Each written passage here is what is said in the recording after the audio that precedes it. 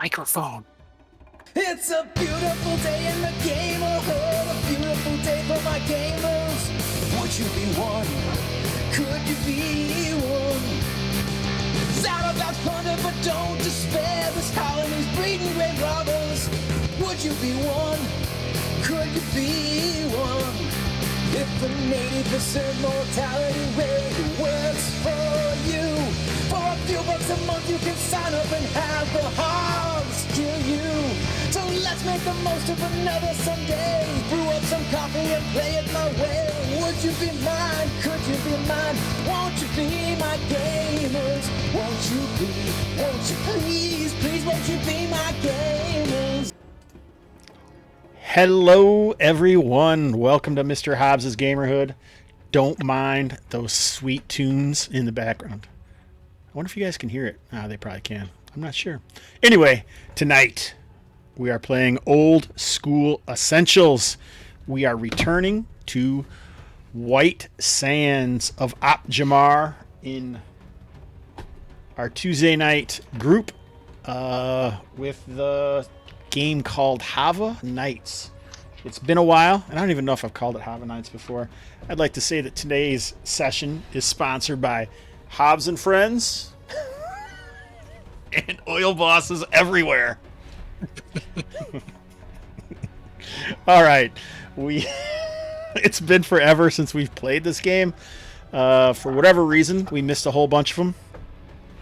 Aaron has been stepping up and running old ass White Dwarf adventures for people in his own little house rules, but today we're back, and like I always say, you can't have a game without players.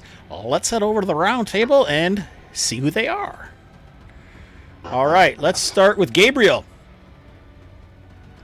That's just a joke, guys. Gabriel's not joining us tonight, so I just have a picture of his character. I should snap some screens of everybody, so I just have their faces, and we can like put a cardboard cutout like we're sitting at a table, and then we can put the cardboard cutout of the guy. But this is the next best thing, I think. That'd be good. All right, let's start. Why don't you guys introduce yourselves and your character, Stu? Yep, Stu here. I am playing Galdal. He is a dwarf. He just hit level 2, I think, the last time we went out. He can barely speak. He has a serious face and jaw injury. Nice. All right, let's hop over to Taylor. Hey, my name is Taylor. I am playing Hadia Al-Amakan, a magic user from the big city who has a really long backstory I need to reread. So, Not nearly as long as Stu's usually in these campaigns, I'd like to say. Wow. All right, wow. Elliot. I am Elliot. I am playing Saad Samir, who is a fighter / monster hunter. Is his backstory, and I promise you I have the shortest backstory of anyone in this game. I think it's already longer than mine, and I'm the GM. All right, Aaron. Fair enough. Hey, Aaron Clark. I'm playing Hethan, a level 1 cleric, who is so close to level 2, he's probably going to die. Yeah, we should say almost Eric Thomas Hunt. Welcome back to the chat, man. I feel like I haven't seen you in a while, probably because we haven't been playing on Tuesday nights. It stands for Tuesday nights, which is what I call this group, but I think the P is silent. All right. Oh shit! There went a camera, guys. I'm not gonna be able to switch over to that one. Goddamn cats. All right. Anyway, so I didn't really set up anything for this game, so I'm just expecting these guys to talk about what has been going on for the next hour and a half, and I hope all you guys enjoy it. That's not true at all. Who wants... First of all, let's say Stu is cheating. You're probably wondering how a dwarf in OSE is second level, and a fighter, a cleric, and a magic user are still first level. It's because Stu, we allow all types of players in our group, even those who need a little handicap above the others. He started he started with some experience points more than the other guys. Gosh. That's just slanderous. So let's share what's been going on in the past 4, maybe even the pre-sessions of hey, Jason Weeb, welcome to the chat, welcome to the show. The sessions that came before these 4 for this particular campaign, the only player that was involved with those was Stu. So Stu, do you want to say a little bit about maybe the area and what you did before the campaign started? Yeah, sure. So we started off in this town of Havva, which sort of fluctuates how much of the buildings are exposed because the sand sort of moves in and out as time goes on. But Galdel was a mercenary, and he had joined up with a thief that was new to the area, and they went out exploring a few times. Most notably, we found another one of these sort of abandoned villages out in the desert, and one of the houses had an underground passage where we ended up fighting some of the Yakim, which are the kind of this desert lizard person. And out of the underground passage was this kind of undead monstrosity. It was like a horse stitched together with like other zombified animal parts. And that's where I got my severe injury. So came back to town, met some other people, regrouped, and we went back to that same area. And that's where this group came in. And Can I make an addendum? You may. The injury, the injury, would that be called hoof and mouth? Oh gosh. I take it back. Permission denied.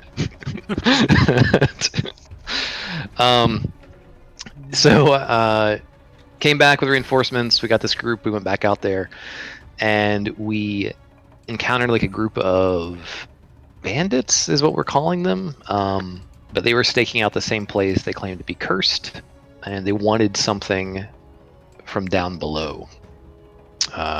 We went down. Yeah, it seemed more like religious fanatics, really. Yeah. There was like a scroll or something that they wanted. They claimed had some sort of spiritual value to them. We went down there. We fought some stuff. We eventually did find what we thought was their scroll, but ended up being a map that outlined some other locations where there might be some valuable treasure. We haven't explored that yet. But we did come across on our way out this giant talking worm creature. We fed it a couple Yakim skulls to keep it satisfied while we snuck out. And after we escaped, maybe Elliot, I don't know if I'll turn it over to you, but it turns out that a member of our group had known about this worm thing, and we intend to go back for it. I don't know, Elliot, if you had anything you wanted to add. Sure. Yeah. So you ultimately, the group ultimately ended up actually saving Saad Samir, who had found out a little over his head in trying to capture said creature, capture or destroy said creature for a Al Jahudi, who is in Havva, who's apparently kind of like a crime boss, trying to capture the creature for his menagerie and or just as a trophy. And we, after saving me, we headed back, and then we were in Havva and debating on what we would do next. But I think we were kind of talking to Al Jahudi to basically let him know that I was back in town with a new crew because his men that he had sent with me previously had all died. And then we were looking at trying to go and finish that initial quest or job, if you will, of either capturing or slaying the creature for this crime boss. That seems fairly thorough. Aaron, you got anything to add? I do not. So, Taylor, everyone else had the opportunity to talk about this, and it would be unfair of me not to give it to you. Do you have any thoughts or anything you want to add? Oh, about the campaign? Yes. I'm sorry. Anything. I was looking at porn. I'm sorry. No problem. It's okay, no. It's the music, isn't it? Yes, just enticing. But no, we did. We have our plan in mind as to how we're going to try to get out there. The bandits, as you mentioned, had a. They claimed to be looking for a religious artifact. They told us exactly where to find it, but if you recall, we opened it just to see what it was, and it was in fact a map leading to a rock, flaming rock place, I think it was. So we may be dealing with, in addition to not necessarily religious fanatics, but they may be simple bandits out to retrieve their the treasure map that they had sent us down for, hoping we would not break into. So that is at least what I had written down about it. So I do think that there's some stuff that is sort of important other than these outward impetuses for what was going on. It seems like the area that you went into has something to do with a mad god or something. Anybody remember anything about that? The vaults. Vaults, right? Yep. So how do you think that ties into all this shit? I think we were wondering if, because we were calling the creature the Voss worm just because he specifically said something about being created by or because of Voss, and I think he actually said it. And so something is going on there, obviously, of being a mad god, and then this kind of abomination of a creature, which is very different than most anything else that we have encountered before, or anyone else has encountered. That there seems to be some sort of connection there, but we're not really sure exactly how that all links together completely. Right, and we did recover that magic item, the bronze-tinged pyramid thing that's defaced with all the runes of Voss. I don't know if Hidea's had a chance to identify that or study it or try to figure out just what the heck this thing is all about. But we have that thread to pull on too. Has Hadea tried to do any of that, I guess, be the question. Yep. Hadea had not reached out to the GM in the meantime, but if she has the opportunity in said meantime, she would definitely be curious to investigate what it might be. All right. Well, that sounds awesome. I think that one of the things that we wanted to do is meet Al-Jahidi.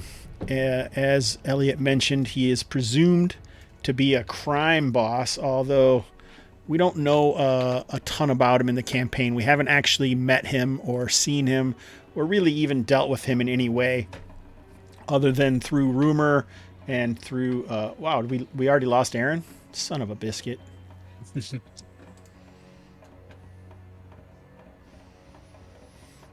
Oh, man. Hey, Rat Ward. Welcome, buddy. Oh, thanks for subscribing, my man. I really appreciate it. Where else are you going to use your Amazon Prime if not at the Gamerhood? So I think I figured out, Jason Weeb, about the sound effects. You have to add them to each individual scene, and I was always late to getting shit set up, so I haven't added it here yet. So as soon as I do, like maybe when we take a break or something, I'll see if I can. All I have to do is add like a thing to a scene or something like that. That's it. It should be pretty fast and easy. But who all is going to join? Let's head over to the tabletop. Maybe it's time, right? You guys ready to do that? You can't roll dice in this place, so let's head over to the tabletop. That's like my narrator voice. It's pretty good, like 6 out of 10. 6? What the? Yeah. What the shiitake? All right, so here is Havva, I really like how good our cameras are looking right now because that's impressive. At least Gabe looks good on the Twitch stream right now, right? I think he's Son of a gun. he is looking fantastic. Are we missing someone? Oh, all right, there we go. Now we're right. We're good now. Now all things are right in the Tuesday night game. Well, except that. Never mind. All right, it fixed it. Never mind. Can you guys see Aaron right now? In Discord? No, good. I can't either. Loading. Good. There's Aaron. Nice. Here we go. Just in time. All right. So here is the White Sands map. So out here is a place called the Rose. One of the ways that the Chrysian people seem to exist is trading along these routes that pass. So all the Chrysian League is what it's called, or Opjamar, or where this massive desert is. It kind of rolls around the central area of Badlands, and Havva is kind of north of the Badlands, and the large city-states are where all of the Rajani live, which are like the city folk. And then these Bedouin-like tribes travel around the wilds or the desert dunes, and they are known as the Shadar. And there is kind of some intrinsic conflict between the Shadar people and the people of the city, because a lot of the young Shadar, instead of following the old ways of life, they're eschewing that for the easy wealth of the Rajani, or the Rajan, the houses of the Chrysian League. So there are many Shadar that kind of hate the people who live in the city, and they call them Rajani as an insult. But even like some of the Rajani call themselves Rajani because, hey, that makes sense. Now we're a people.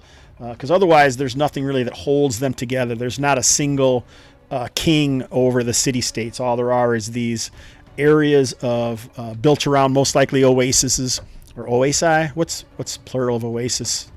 These. Oases? Yep. Do we believe that, chat? I don't know if I believe that. Although you did come up with the stalagmite meeting the stalactite, even though I don't remember what that was called, I remember that you did it. So Stalagnate, yes. Man, I look younger without glasses, right? I was gonna say something, but I'd already been weird enough, so I'm like Elliot's age without glasses. Look at this guy. yeah, you're gonna get carded at the movies. All right, so let's look around. So you have the row. This is almost always these areas of tents and transient caravans. The tents are fairly permanent, and most of the campaign meets at an ale tent known as the Pilgrim's Chalice, and that is E here. What's the bartender's name or the owner? Stu, I know you got Hag or something. Yep, I've got it here. Dag. All right, nice. Hag is actually a type of reverse osmosis system. My bad. All right.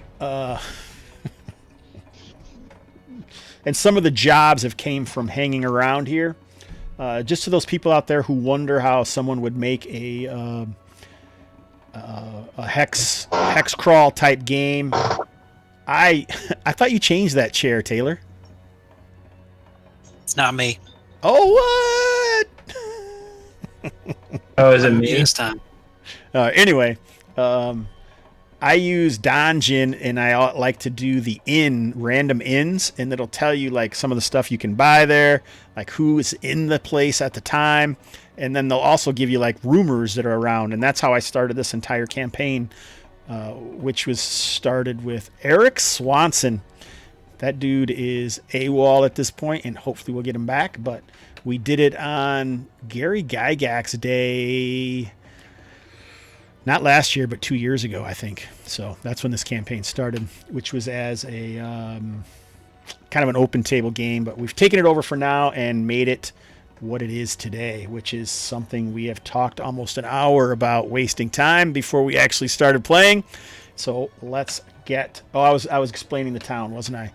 So we know these positions that are located. So this is a massive wall that exists. So if you were to walk from the rows and into town here along this road, you would go under this huge thick wall, which is, almost 100 feet thick, and pass into this area over here where the majority of the town is. Up on top here is actually up on top of the wall where you would come up and get up here. This area here is called the bathhouse. This is where Imset al-Dijadi, I think you were saying. I don't even know how to pronounce it. This is a temple to the sun god, to the Reaver. In some cultures known as Arkan Animar in the Emergent Empires. But here, just almost like people revere him, but they also fear the dangers of being in the sands. And this is the Company of the Sharp Blades. Other than that, we don't know a ton about this area. But I think what we'll do is take up the action.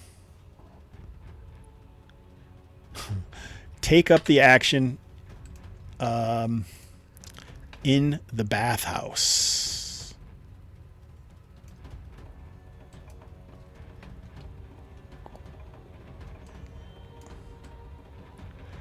Which is a fairly opulent location, probably the most in Havva. Whoever this fella is, he definitely has some Dark. Whoa, who's adding links? Oh, you told me the Discord died. What's this? Is this your notes, Aaron? Yeah. Nice. Oh, shit, we're using weird points in this game? I forgot about those things. I haven't ran either this or Thursdays for before Christmas. I think that's the last time December 8th was the last session. Yeah. Was it the 8th or the 1st? 8. December 1, you're right. Yeah, December 1st was the last session, and we were supposed to do session 5 on December 8th, and we haven't played it since then. So it's been over a month, which is part of the reason I thought it would be important to actually go over all this stuff for us and for anybody watching. Although people who are watching in consecutive order on YouTube are probably like, what the hell? So there's Steam, and you're kind of in a large octagonal chamber. Most of the people, there's men and women moving about the area in various, but they're more dark-skinned than this particular picture. I couldn't find one otherwise, but I feel like this music and this look kind of gives you the mood. So there's going to be steam and smoke from the various torches or braziers around the room. Braziers? Is it braziers or braziers? I always get that confused. Braziers better. Brazers. Yeah. Braziers is an article of clothing. So are braziers. No, they are not. No, correct.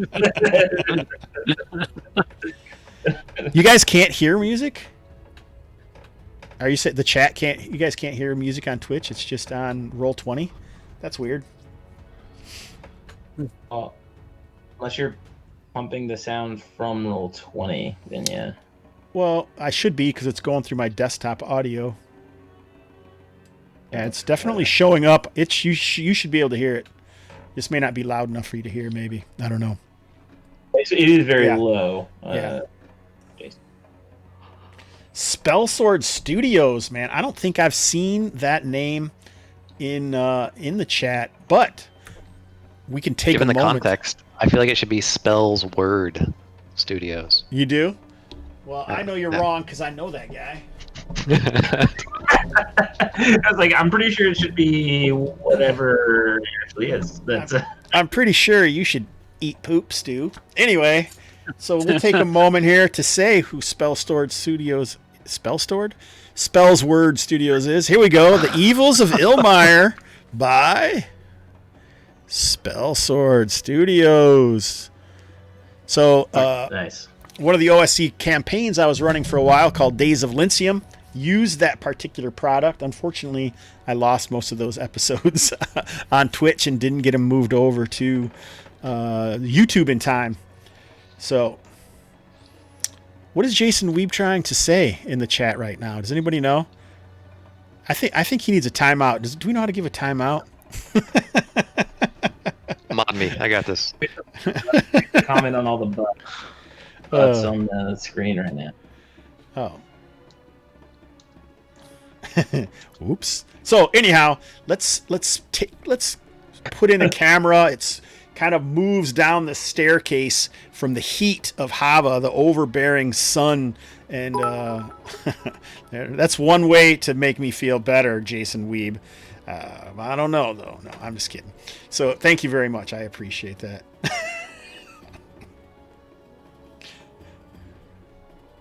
Oh, hey, it held that. I'll allow it. Biatch is now a permitted term on the Gamerhood channel. All right, so the camera pans in. Our heroes have moved. They moved through this bathhouse. Some people look at them, but not too closely. And they are being led by a woman. The characters don't know who that is, but Saad leans back and down to Galdel and says, "One name. Helshine."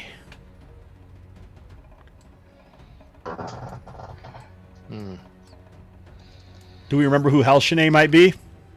Yeah, she was the assassin. Mercenary. Mercenary assassin. Didn't Najma take a job from her as well? Way back when? No, I think you're thinking of Lost in Agata when Swanson's other female character took a job from a badass woman.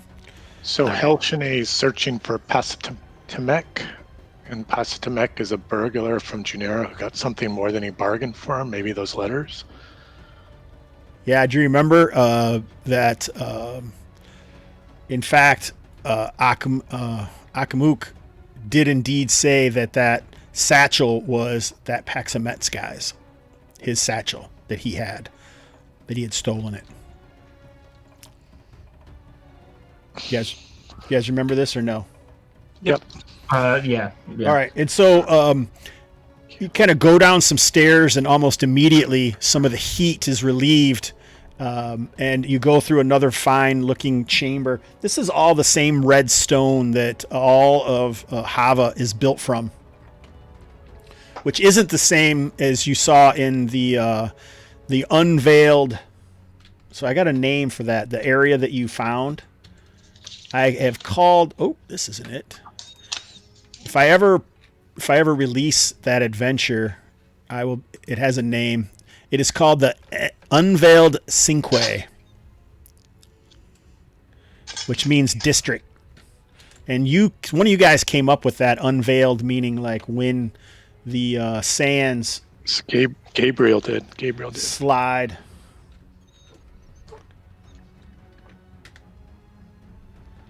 The Unveiled Cinque is like that area that you were at, that you found the Voss worm, as you call it. So anyway, so this stone is different than that. So you've come to decide, Galdal, that this is probably ancient, but still maybe newer than other areas, right? It's human for sure. Gotcha. So you continue down these stairs, and it opens up into a relatively opulent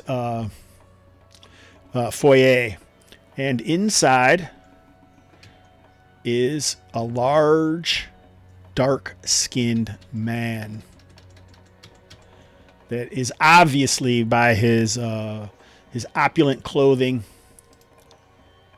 Oh, that's the wrong button.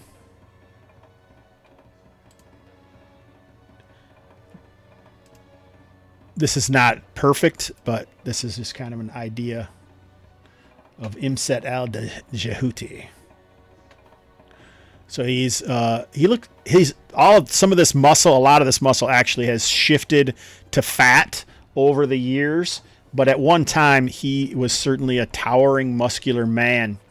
And now he looks more like this token that I've created, which some of you guys may recognize. I'm going to zoom in on it for the Twitchers.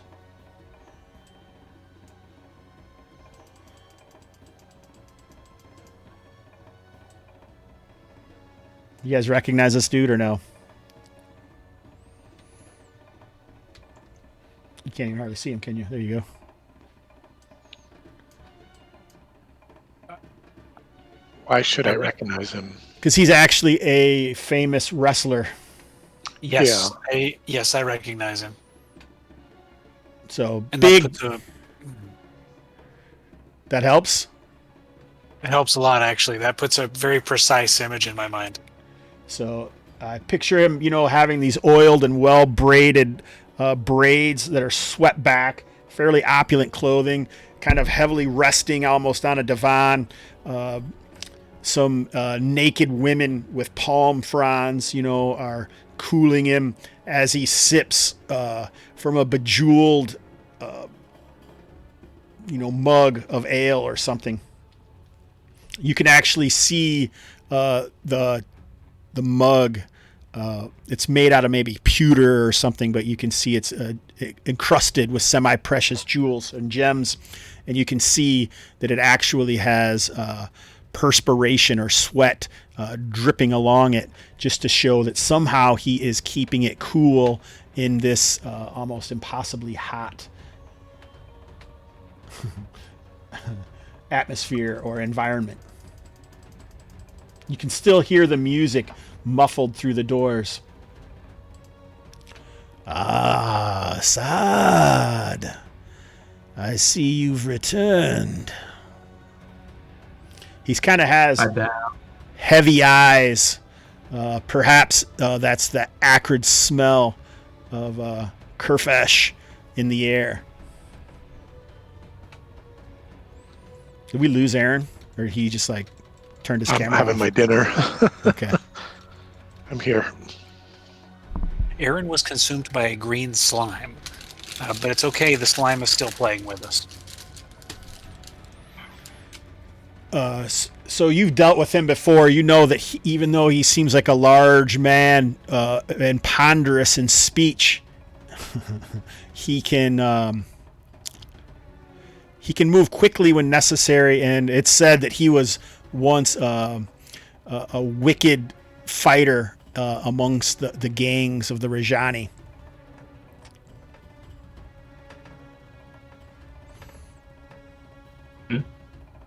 I bow to Imset, and I say, Imset, Your Excellency, I come before you as an understanding between us that I have returned without your prize that you sent me out for. But I wanted to make assurances that we are both on the same page, that this prize will be collected for you. I have a party of people with me now, and I believe that we can get this job done. I see, Saad. He pops like a date into his mouth. To me, this smacks of failure. And you kind of hear a cackling laugh in the background. Failure! Failure! And you can see some sort of monkey. It looks like its face, though, is kind of shifted, and it kind of looks like a hyena or perhaps a jackal monkey.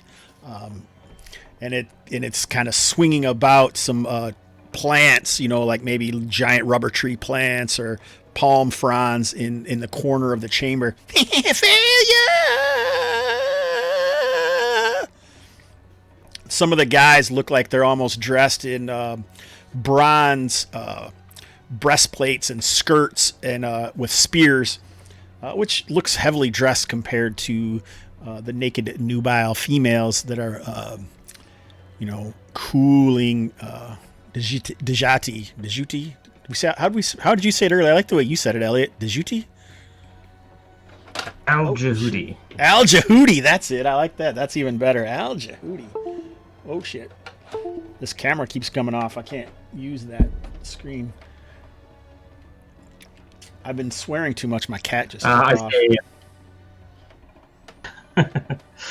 I say, no, Your Excellency. It is not failure. Simply a reacquisition of the proper tools. You sent me before with a hammer for the job that requires a knife. But I can assure you that the job will be done on the word of my master, the lion. You will have your prize. It will either be a opulent acquisition for your menagerie, or an excellent prize upon your wall of this immaculate bathhouse. The world will see your strength, Al Jahudi. I simply ask for a little more time. Have you heard of Kalmata?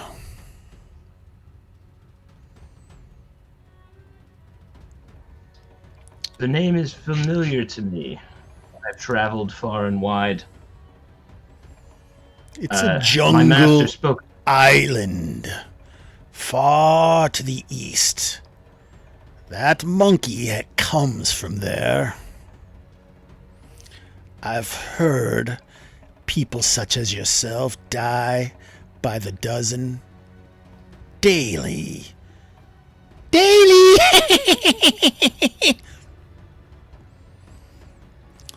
Quite annoying, don't you think?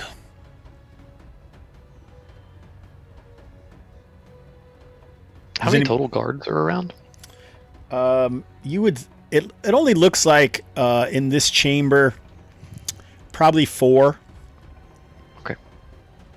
Yeah, I was going to ask. So while this is going on, what's Galdal thinking about this situation?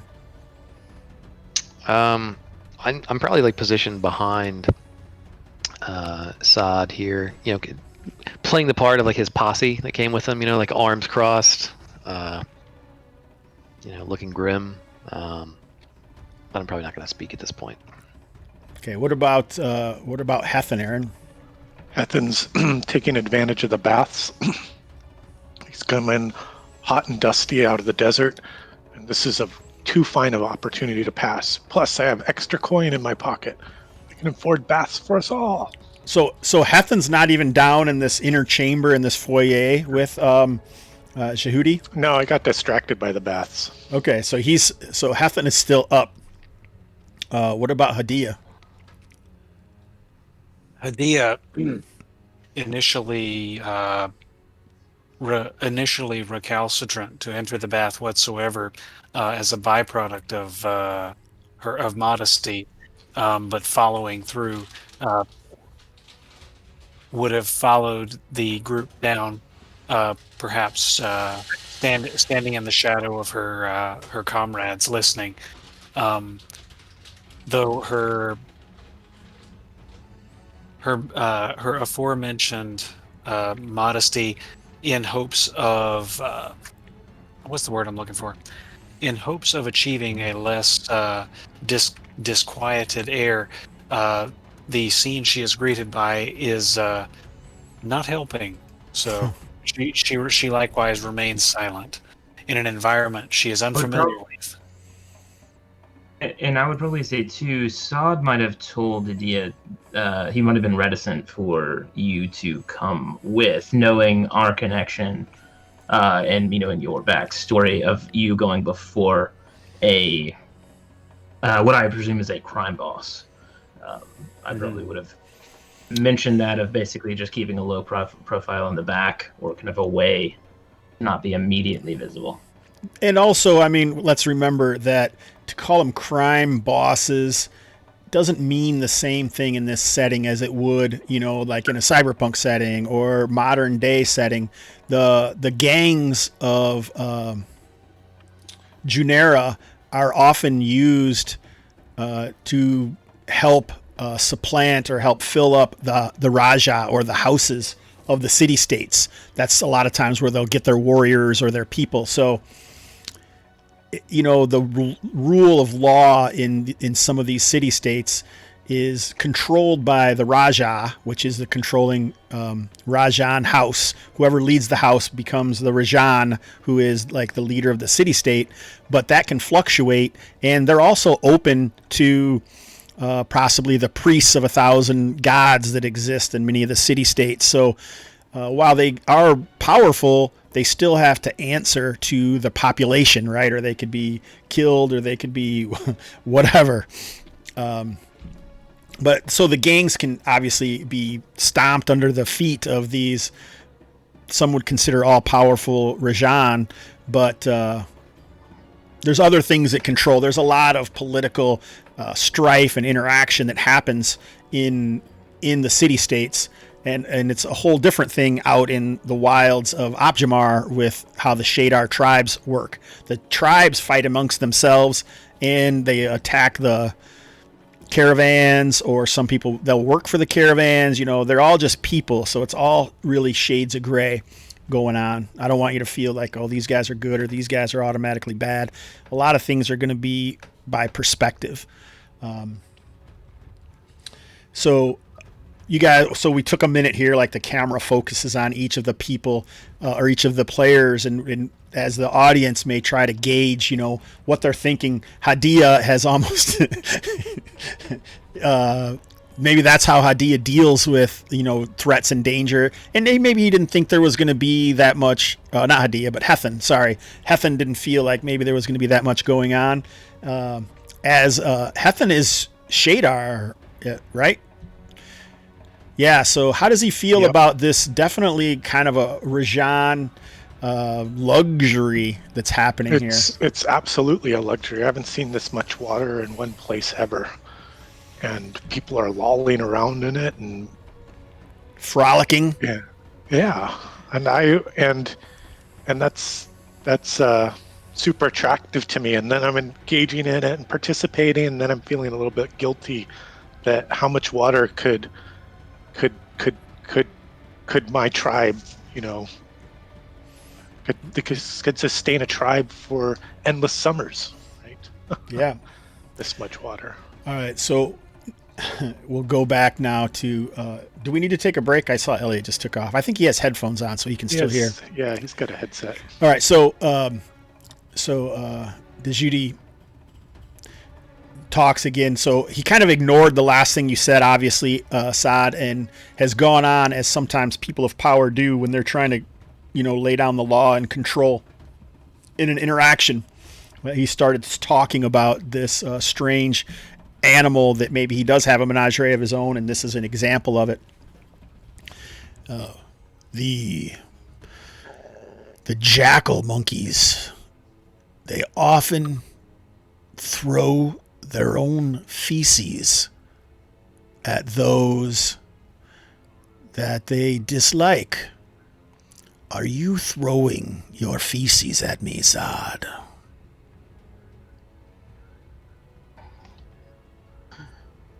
Of course not, Your Excellency. My feces stays firmly where it should. For now, I do not think finding this creature from below is enough anymore. I may need another task.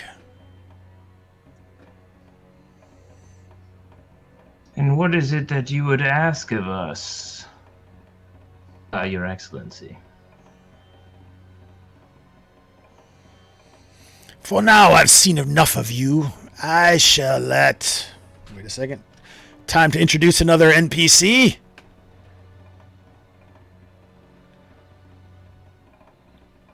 Maybe I didn't make that one.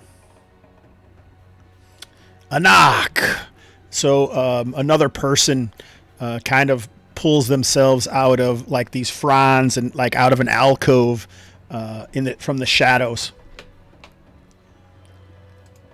It's another dark-skinned female, but her hair is pulled back, and she is moderately dressed, not like overtly like Helshane or no art, no clothing whatsoever, like many of the other people.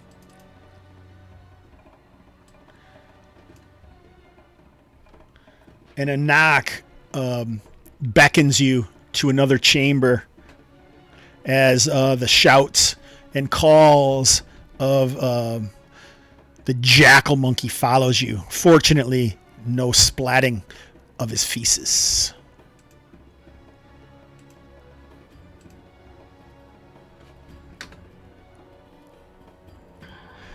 So, I don't know. I can say very well, Al Jahudi.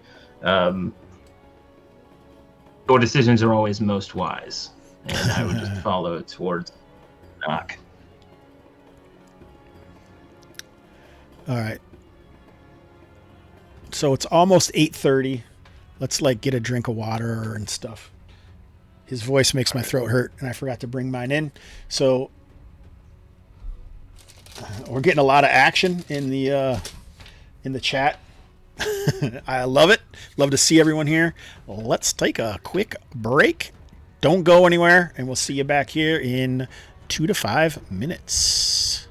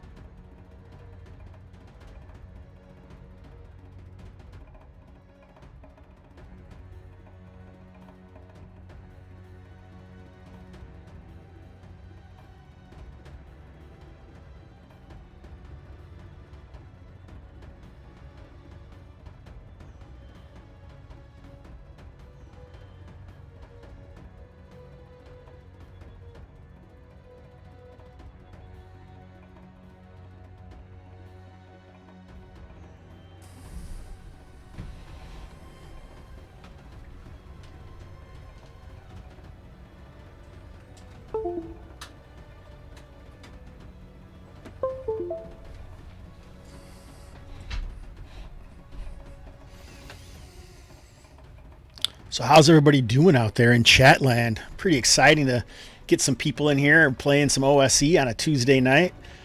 I'm so excited I don't even have my glasses on. I do not have a drive-through affiliate link. You think I should?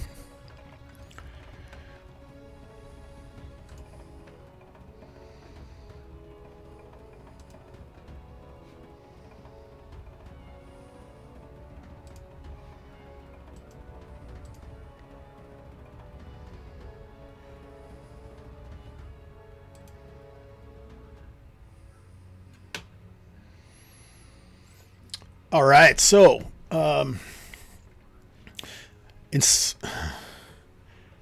right, I will. Well, believe it or not, Spellsword Studios is going to be on Hobbs and Friends soon. We were going to do it on the weekend, but I screwed it up and it didn't happen. So, what do you guys think of the session so far? Any thoughts? I like the idea of being able to go down to the bathhouse and have that, see that, what that place is all about. Oh, cool. I didn't know anyone was here. I'm like talking to myself, talking to the audience on one of my I was talking to the cameras. chat. Yeah, I was talking to the chat, but happy to hear what you think as well, man. All right, Taylor's back too. Yep. Yeah, Taylor lots was of interacting exposition. via chat. Yeah.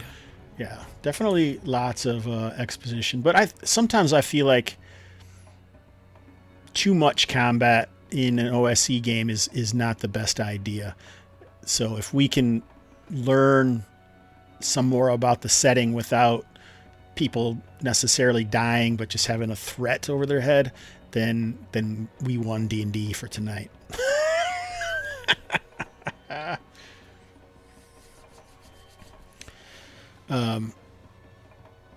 Yeah, man. I forgot what I was going to do. I was going to see... I'm not going to be able to do it. I will have the sound effects working by Thursday, Jason Weeb, for the North March game. Hey, Jeff C. 1971. I am excited to see you in the chat, but I have to say I'm a little disappointed, as excited as you were about the stream started, that we are an hour and a half in and you just showed up. Hey, I don't even know, Didgeridoo Otis? I don't know how to pronounce that. Evils of Ilmire is a very good product. We're going to talk about it. I actually am trying to get the Hex Talk guys together and do a review of it and talk about what we would do with it and what we think about the product. So that'll be fun.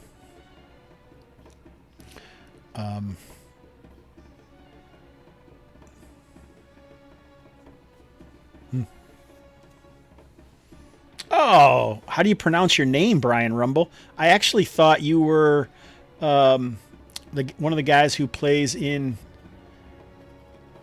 my North March game. I didn't realize that. Thanks for being here. Man, another Canadian. We got a heavy Canadian presence in the chat tonight.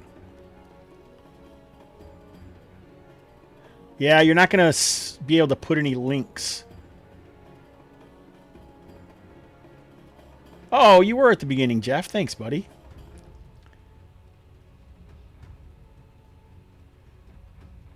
Yeah, there's no links, but I think you can find... Yeah, just go to Spell Sword Studios and you can find it. Midgeratus. All right. Digeratus. Stu, what do you think about that? Someone named after your didgeridoo in Lost Nagata. I know. I assume that's exactly where it came from. Man, too bad that fizzled out after acquiring the didgeridoo. One of the things I thought about doing tonight was pulling up Lost in Nagata and having you guys redo your characters with Gabriel gone. So that was one of the thoughts, that I might have a war story that we might do occasionally, see where those guys are, and we could have Taylor and Aaron and Gabriel all make a character. Gabriel has a character, obviously, but... Yeah.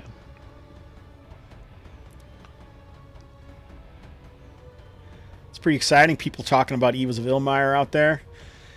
And I don't know if you guys know it or not, but if we're to open the first page of this thing... Yeah, I'd seen a hex map floating around that folks were saying was Ilmire. It looked gorgeous. It looked pretty good.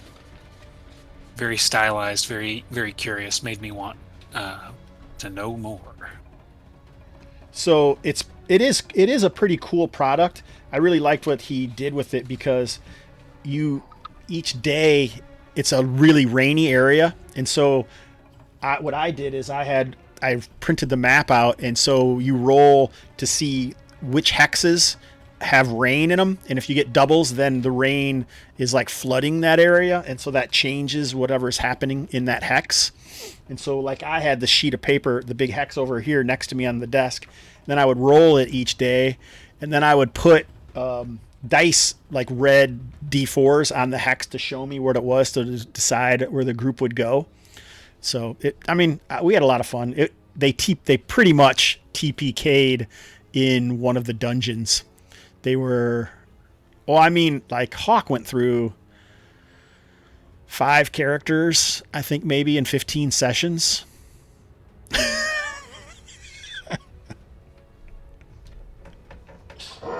Which is kind of funny.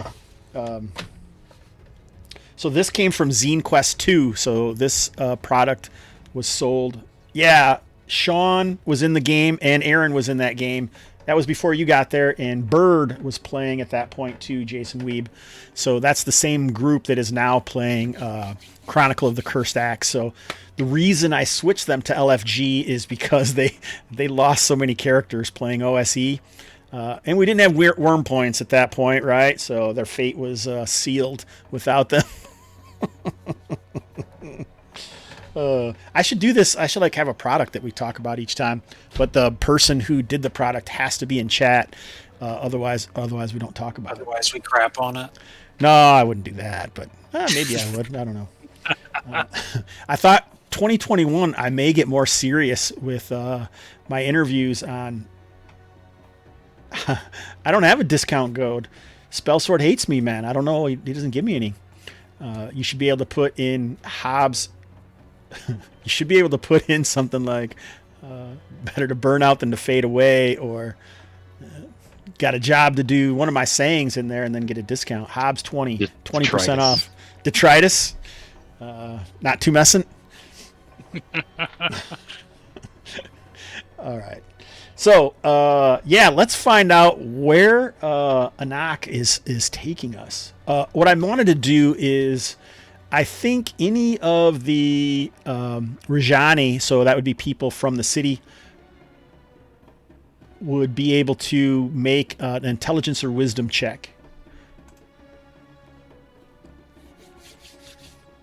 All right. Hadia would be from the city, so she might have something I on. would also be from the city. We don't really know where Galdal is originally from, do we? Isn't he like from the dwarves that are like out of the gate point near Junera that leads from like the west into the Optimar? I thought that's what we decided, but We had talked about that a bit, yeah, but he had been a mercenary for a while, so he'd kind of been out and about. all right. So Hadia notices that like her she's got a pin or a brooch or something that symbolizes her as one of the followers of in the Westlands would be known as like Khalifa, but here it is more of like Absala, she's likely a blade dancer. So some of the followers, they could be courtesans to follow the seven wheels of or the seven spoked wheel, or they could follow another path, which is usually female, and they're known as really expert swordswomen. And that's Anak. Yeah, her name is Anak. And she's a servant of Al Jahudi. Apparently. So that certainly is a question of why that would be. I better write some of the stuff up that I'm making up so I can figure out why these things are accurate.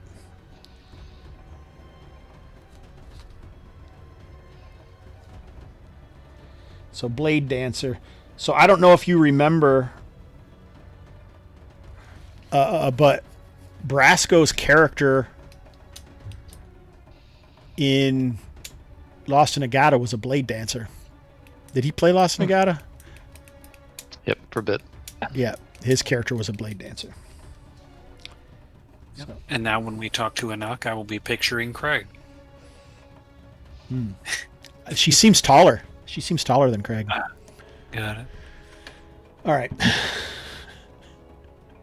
Well, what the? My camera fell over again. I'm having real problems with this camera, guys. What's the deal with the backing that they give you to stick to the camera? Why does it stick to some things but not everything? Anybody know? No. I don't know either. It's a mystery. All right. Anyway, so does someone go and get Hethan at this point, or is Hethan like naked, flouncing in the water? It seemed like we just immediately followed a knock from the chamber that we were talking, so Ethan would probably just be back where he's at. Yeah, I'm still having water therapy.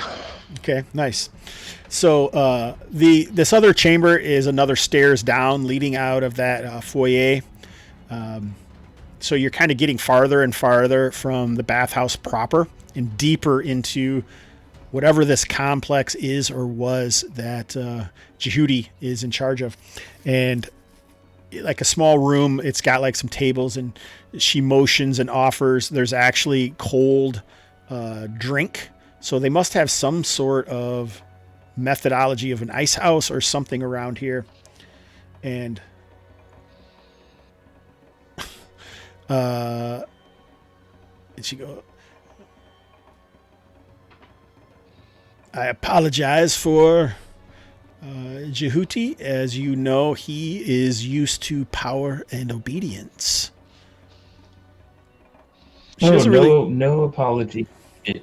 yeah, she doesn't really seem like she's necessarily talking to Saad or just in general, because she motioned for you guys to have drink if you would like, but I fear there is more to Havva than most know. And some of the others have stumbled into something dangerous. Dangerous, you say? This wouldn't be related to the reason of why a fine warrior as yourself is working for Al-Jahudi, would it? She glances over and blinks a few times. Regardless, your job is to explore and find out what the problem is below. Be aware it is dangerous. Does the one who came with you, the Shadar, you may need his assistance. Very well, he can be sent for. My She question still stands. What brings you to work here for His Excellency? If you are not yourself going to go down into this deep. Al-Jahudi has his own mind and his own whims. It is not for me. It is for you. Oh, very well. Of course it is his own whims, and we are all simply pawns in his game, it seems. Are we being paid for this new job? As I had intended to complete the one that was given to me before, but if this is a new task, or would this be in place of the task that was given prior? I fear that is not a question for myself, but a question for Imsidim. Well, as a sellsword, I'm used to the changing of tasks of those above me, but I do like to know why and what I'm being paid for before I set out on them. So don't we all. Dang, we lose Aaron again. It's all good. He's still in This the is path. not He's just in the proper path way. anyway. Yeah. That's why we keep losing him. This It's is not because the proper way. Sorry. No, I was just saying, this is not the proper way to do business. Even with someone such as Al-Jahuti, I have dealt with people of his kind before, and most are more respectful of the people that they hire.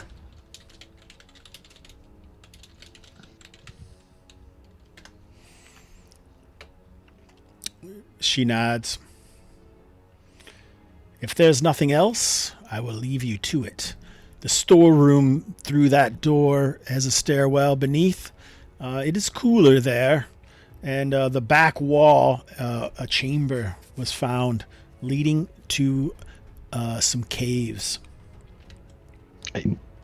Before she leaves, I would say,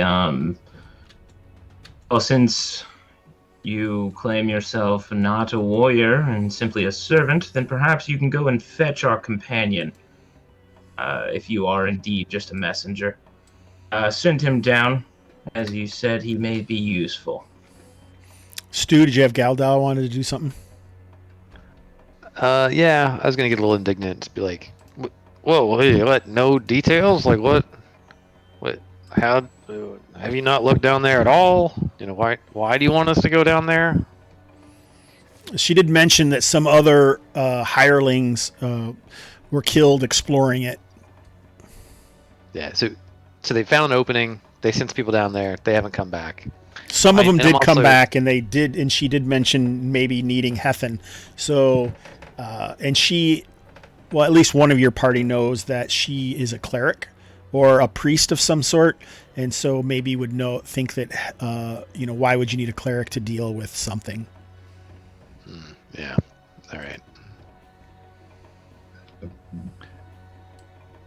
But And- if you want to ask her some questions, you can if you'd wish. Well, I try to keep up with the dialogue as well, but I'm not entirely clear. Is it by design that her relationship with Al Jahudi is kind of fuzzy to us? And Yes. yeah. Okay. All right. Yeah, she doesn't seem like she's interested in sharing why she may be under the veritable fat ass thumb of Al Jahudi. Okay. Yeah, so basically, I don't know that she's a cleric, so I essentially would just say, very well, if you're just a servant girl, then go get our friend, right? But basically, just like dismissing her for us to talk amongst ourselves. Yeah, so what do you guys do while you are talking amongst yourselves? I would probably be like, what the heck? So we're not going to get the worm thing? Like, do you trust that there's going to be like a follow up and payment if we go figure out whatever's going on down here? Oh, I can't trust Al Jahudi as far as I could throw him, and that would be to say, not very far. How does the place? Because I know we were in the bath, we went down a bit, and then we went down again. What does the entrance to this place they want us to go look like? So right now you're kind of in a small chamber with like some shelves and some food and drink. No one really said they went over like seems like some chilled wine or something. And then she said it was through the stairs is another one. So she's like motioning you to go down even farther. This place looked like it's probably carved out of some lower rock, and it is cooler, but it's still marked with the reddish kind of stone that you're familiar with in Havva. Okay, am I getting? So I'm not getting any like creeper vibes. I'm not thinking that there's. It's. We're not walking into like a. Did he just pick up the skull mug on purpose? Did you pick up the skull mug on purpose? We're not walking into a skull mug filled with blood, are we? We're not getting our. If Al Jahudi wanted us dead, then he could have easily done it in the bathhouse that he controls. So it would seem that he does have some sort of other task for us to complete, but it does all seem very suspicious.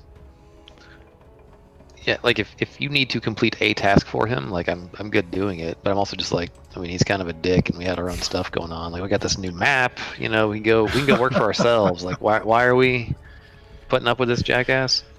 Well, if we do complete this task, then at least we can leverage that to get him off of our backs. I mean, it's more like your back, but I'm good with that. We can do something for him. Well, Yeah, you unfortunately walked into this bathhouse with me, so you are now as part of this as I am, unfortunately. Yeah, so I don't know if I pulled a fast one on y'all, but it certainly seems like either Jahudi feels, that like Saad really did something bad and he has to do this to get back in his favor, or he just really wants this done and he's trying to leverage you guys into doing it. It's All right. 6 of one, half dozen of the other, possibly, and maybe it doesn't matter unless you want to make an enemy of this guy, which is totally up to you. Yeah, I'm happy to defer to Saad here, and if you want to try to settle this, let's kick the door down and let's go. It's Onward. So what is After this? retrieving yeah, Hedman. mostly the reason I ask is because I just want. I'm making sure that we're not walking into an ambush. So earlier, like if we had like just in the open bathhouse, there was ample opportunity to escape, so to speak. And I'm just making sure we're not walking into an execution chamber. And I get the impression that we're not. So. If it is, it's a pretty. I mean, just thinking about it, if he wanted to kill you, most of the likely it would be to create, to make an impression on other people, not to fail or something. and somewhere where no one can see, unless like maybe there's like an arena down there that you're going to be pushed into or something. All those things are possible. There's really no way for you to know, but he didn't even know you were showing up when you did. You know what I'm saying? So, Right. and I think even all of you guys would feel a little uneasy, like all of this seems almost too simple somehow. Like something else is probably, they just found an area down here and it happened to be dangerous. You know, that all seems a little shaky.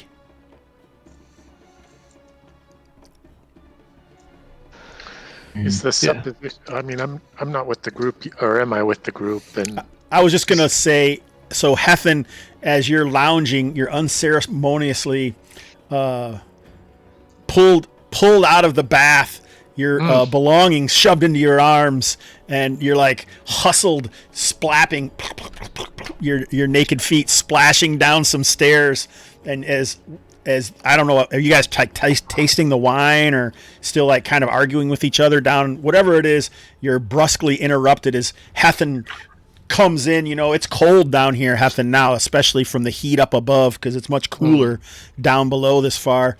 And all of your belongings are unceremoniously dumped upon the ground, kind of with some chuckling. Did I hear or learn anything while I was lounging around in the baths about what's going on in the house of Al-Jahudi? Man, I think you should. That sounds like a good idea.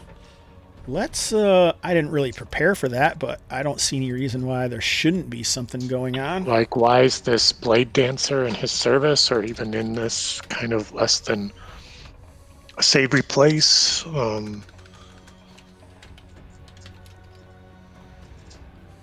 What does he really think about the failed mission of the Vossworm?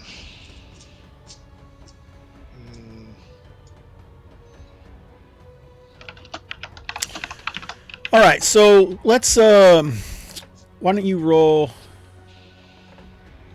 2d6, and then we'll see how that goes. So this is the Arnisonian method, right? 2d6. High is good for the PCs. Low is bad for the PCs, and doubles is a critical. So you're in the mid somewhere. So it seems like.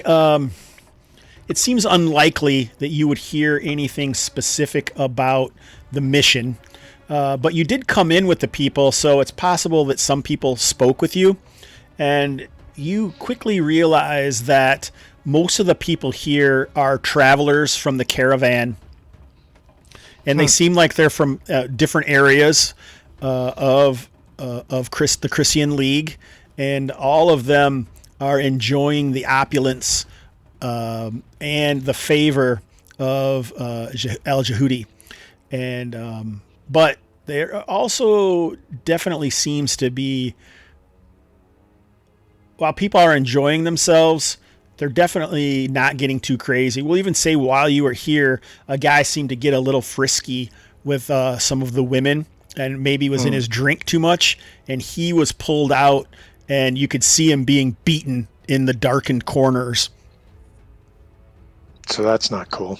I mean, messing around with the ladies and all, I got it. Well, it just seems like, even though it is nice, he overstepped his boundaries somehow and paid the price. Yeah. Paid the price, sure. But to give you guys something that helps, I think there might be some quiet whispers that Jehudi seems bothered by something, like someone is missing, someone important. Okay. It seems like another visitor came with the caravan, like they haven't seen him. Like we'll say his name is Al-Tarak.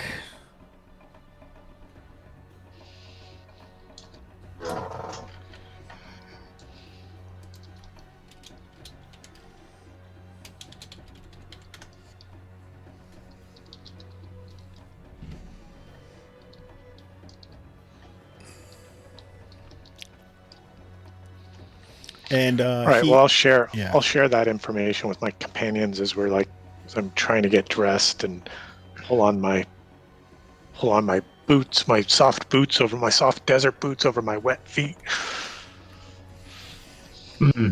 Well, it would seem then that perhaps it is Al-Jahudi who is worried about something. And this would be leverage for us if we can find this Al-Tarak, if that is who we are looking for. Then perhaps that can be used for money or gain of some type with Al-Jahudi. So Al-Tarak is known to Galdal, actually all of you guys in different ways. So in Galdal's trip back in the day, there was a Shadar gladiator fighter who gained some renown. And he was a well-known Shadar warrior that left his tribe in banished, in shame, and joined the Rajani. But he's older, and then he became famous in the city-states, traveling around and fighting in gladiator matches. So all of you guys have heard of him, but in different ways. Al-Tarak the Terror. I couldn't help myself having Henry Jones be Al-Jahudi. We have to add professional wrestling in another way. Oh, jeez. Well, yeah, look, I'm on board. Either this settles whatever debt you have to this guy, or if it's really that dangerous down there, we'll lead whatever it is back into the bathhouse and we'll slaughter everyone here. Right, we'll just lead as we run. Right, we'll lead it back up through the bathhouse. Okay, cool. Yeah. I am on board with that. As Al-Jahudi is the one who mentioned feces, it perhaps is his that is slipping. So I don't know. I hate it when feces slips. I don't know how well of a job I did, but I was trying to do that whole Kingpin type of thing where he only really answers you when he feels like it, and then usually kind of in a weird puzzle-like way that doesn't seem to really connect because he's well above you anyway. That was my attempt at it. I don't know how well I did. mean, I thought you did well. It resulted in me not liking the guy. So well, everything's perspective, right? Stu doesn't like anybody. That's true. I thought you guys. Sorry. Galdal doesn't like anyone. I thought you guys get really excited that he mentioned Kalmata, though. I thought that was that was a nice touch. Yeah, that was cool. I guess we're not supposed to do this until the highs and lows, but.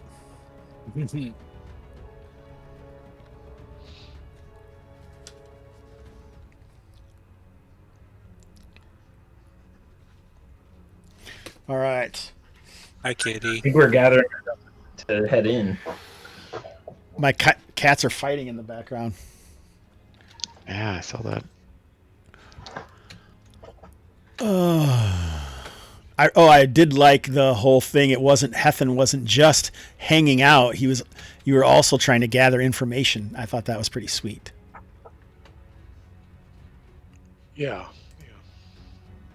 Yeah. Seemed like seemed like a good way to try to spend that time away from the rest of the group, right? Besides just getting washed up and clean.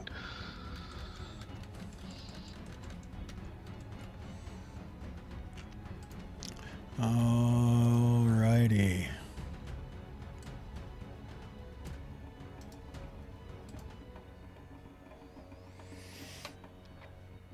All right, I am just putting some finishing touches here. What the?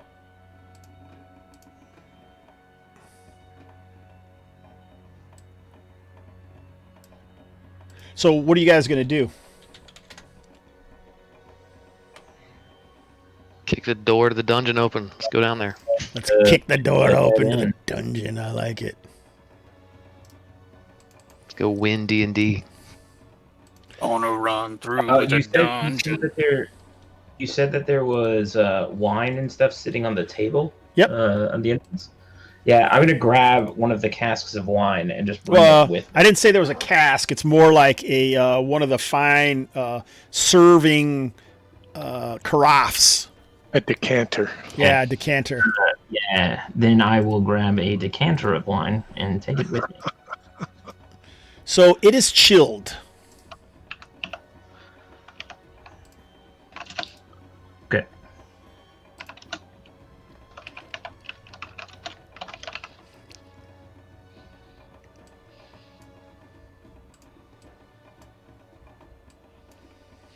Alrighty.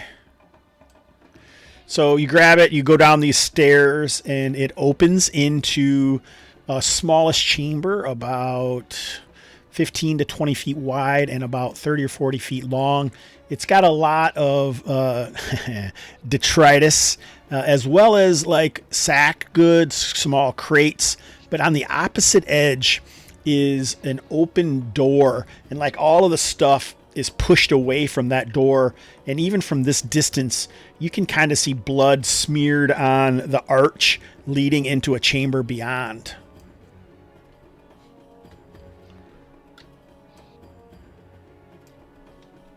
The stairs go down to the north or to the... You came down those stairs to get into this chamber. Mm-hmm. The stairs are to our north, or... The stairs are to the north, up to where you came from. Gotcha. And how big is this chamber? So each square is about 5 feet. Okay. Later, Jason Weeb.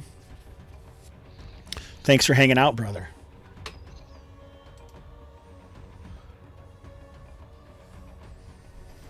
This music is like all around awesome.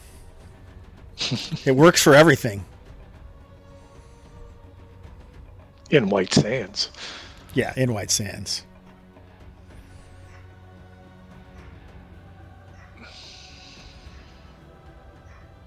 It looks like it's dark past the Yeah, incubator. there are some braziers that are down here and still have some light coming off of there. Good. I'm just going to take out a torch in my other hand and dip it into the brazier to light it. And then carry a torch with me. So do we have hit point recovery and stuff, Hobbs, from the last adventure? Because I was pretty banged up. I think I get the impression that you guys were going to heal up before you came here. Is that accurate or not? How long would you? Yeah, I think we had talked about waiting. There being at least a day or two before we went to talk to Judy, before we went out of town. But I think we did kind of say if we were gonna like. Hey, Avita Costa, thanks for following. Welcome to the show. Welcome to the channel. So, also, if you wanted it to be longer and you felt uncomfortable, it's very possible that Saad came here but was turned away the first time that he came to talk to Jehudi.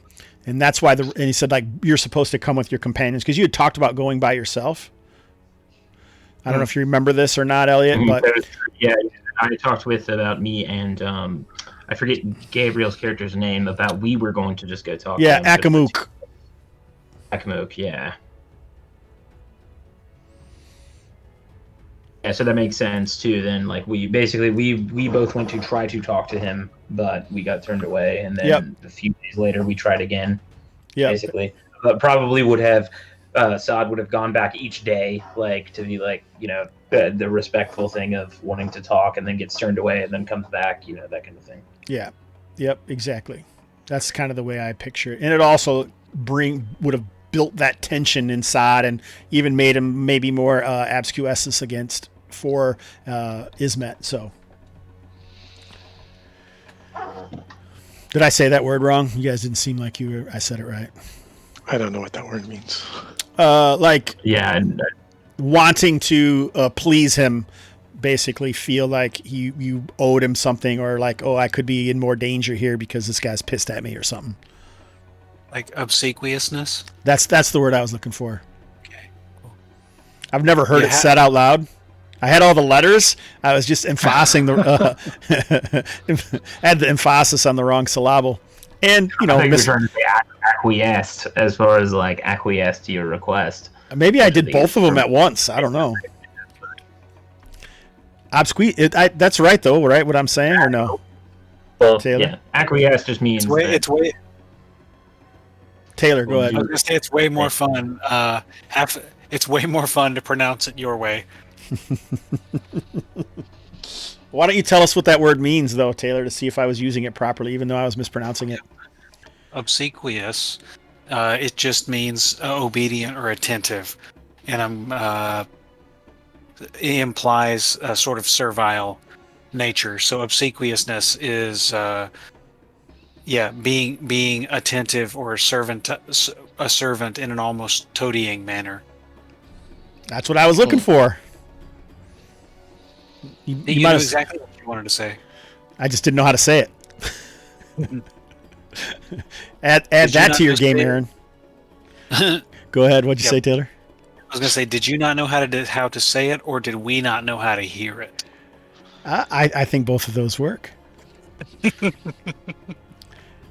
I'm glad we got back to this game. I'm having a blast with you guys. I love playing games with you guys, so thank you. Yeah, I get that a lot. I don't believe you. God damn it, my camera fell off again.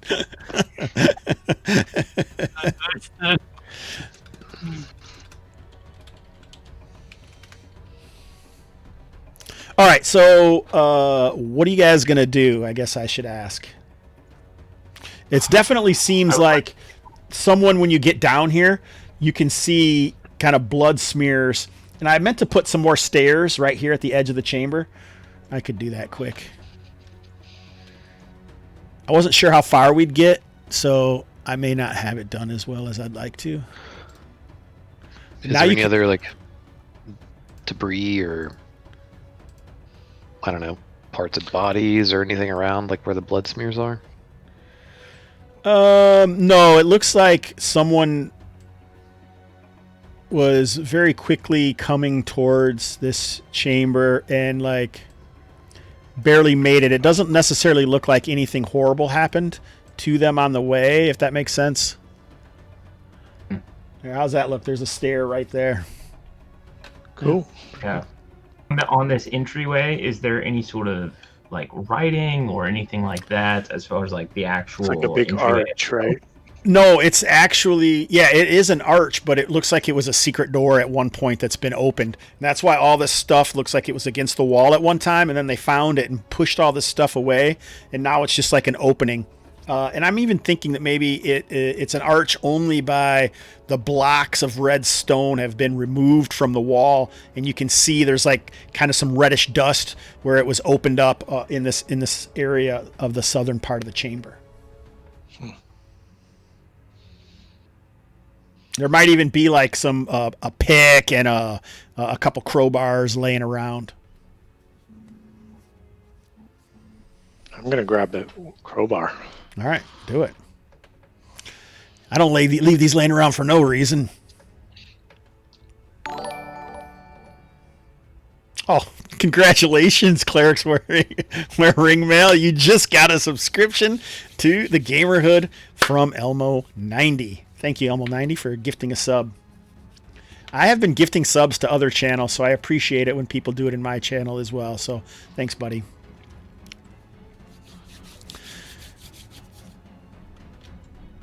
So, Galdal, is there anything different about this rock, like leading down beneath here, or is it all still the same red rock of Havva?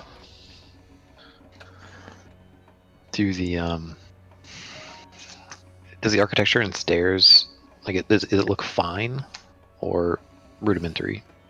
It looks the same. Yeah. Yeah.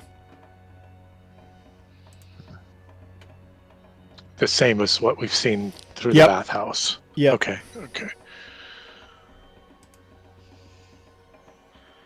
And our light doesn't, and Saad Oh, I has a forgot the torch. Yeah, I forgot. Sorry about that. You are correct, sir. Let's dingle up Saad with a torch.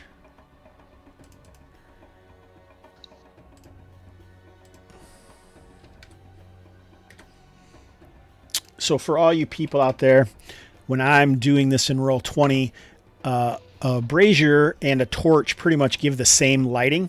But what I do differently is the brazier or a lantern, I give 25 feet of bright light and 5 feet of dim. And with a torch, I give 15 feet of bright light and 15 feet of dim. Also, the brazier can be worn as clothing. That's right. If you are a golem, they wear braziers around their chest areas. Start to move down the stairs cautiously, looking around this corner here. All right, so it has shifted. The rock has given way to a cave, and you can still see like heavy droplets of blood. And there's even a corpse just on the edge of your light around the corner. You can see part of a dark-skinned man.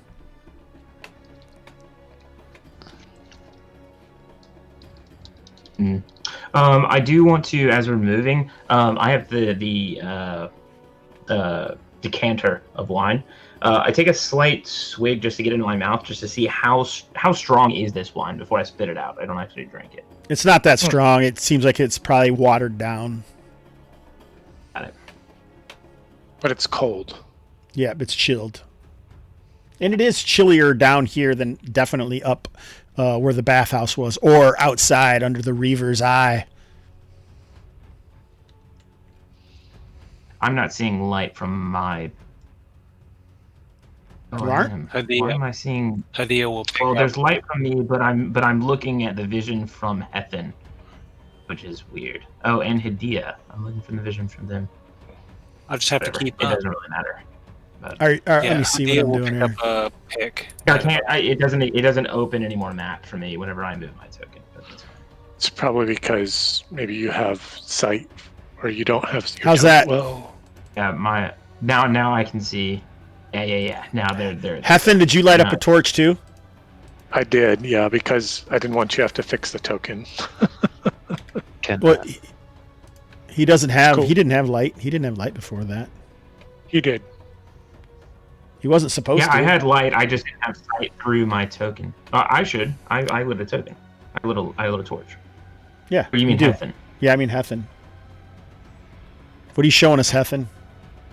That I have light. You don't. That's the braziers in that room. Yeah. Well, I see light wiggling at the top of the north of the stairs. I don't. Oh, you do I have saw light. some. Oh, Yeah. I added it to you. I just added it to you because you have a torch. Okay. Before Hey, you added it to me, I get still the had it, corpse, so Hobbs. whatever. What? what kind of wounds are on the corpse? It is missing an arm, and it's certainly clawed. And his dark skin, it's kind of right where Hadia is. Okay. The dark skin along, like you would guess where his blood veins are instead of being, he's dark skinned, but it's grayish there. Like, so he's got like grayish veins moving about his body. And where his missing arm is, the stub almost looks like it kind of has an uncomfortably white fuzz or grayish mold on it. Like the spider web stuff we had seen before. You certainly jump to that, but Hadia doesn't think it's that. It's got to be something else. All right. Give me 1 second, guys. The one time you guys get farther than I am prepared for.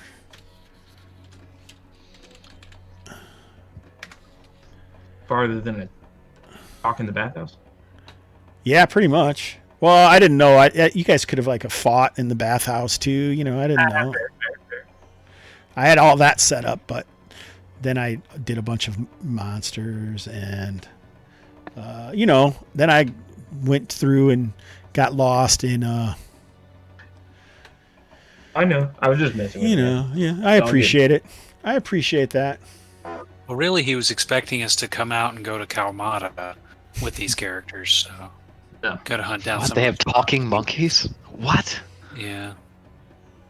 The funny thing is have any of you guys ever actually ran into the talking monkeys in Kalmata? No. It happened in the old days. In the actual book, Treasure Vaults of Zadabad, they have jackal monkeys that like throw their poop on you, and then you get minuses and stink, and all the monsters can find you easier. Wow. So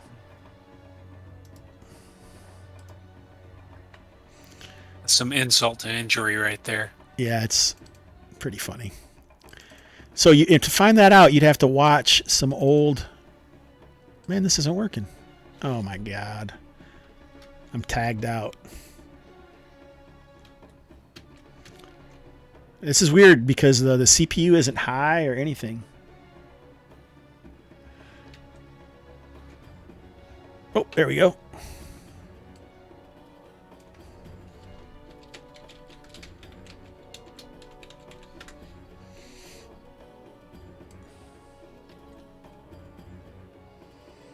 I'm working as fast as I can, y'all. I promise. Well, you're fine.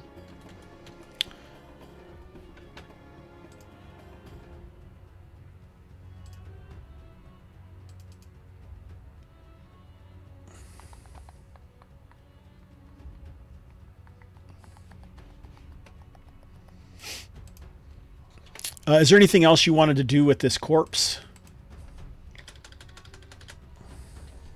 Did he have anything else on him? Did he have a weapon? The first thing I should Rifle in say his pockets? is Take his wallet. he definitely does not look like Alterock.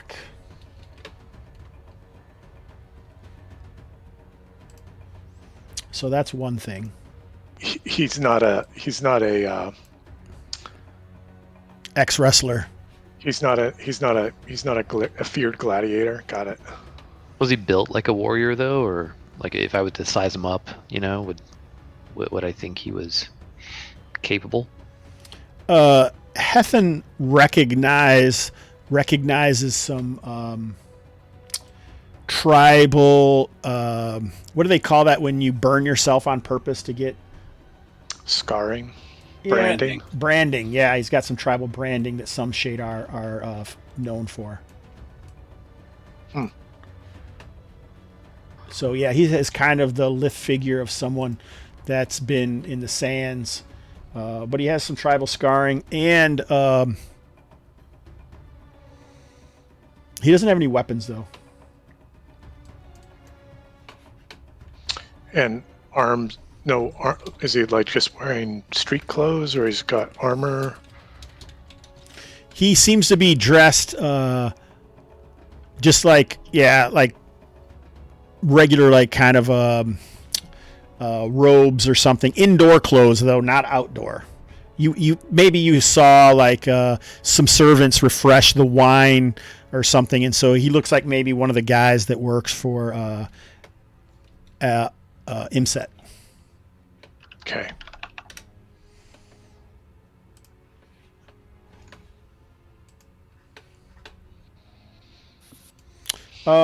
We'll say that he does have some stuff in his pockets. Oh, I don't know if I showed this to you, Aaron. Since you What's guys that? haven't played in it, I haven't played in a game with y'all in so long. Did I show you this? Oh, your new Nice. dice tray. I think I saw it in your Christmas loot. It's pretty cool. Yep. So I got that color, and then I got this one as well. But obviously, only have one of them together. But I did get a dice tray, so I got a brown Sweet. one. Have you been able to use them much? I use this one, yeah, because like she's usually in bed when things happen. So, you find some coins in his pouch and a lucky piece of garnet, and together it all adds up to about 5 Daric. Oh, that's interesting. Spellsword Studios. Carl Bussler has actually played in Kalmata. So, small world, my man. So you do find some loose change, and he has like, it looks like a rough gemstone. Yeah, he was on Hobbs and Friends too.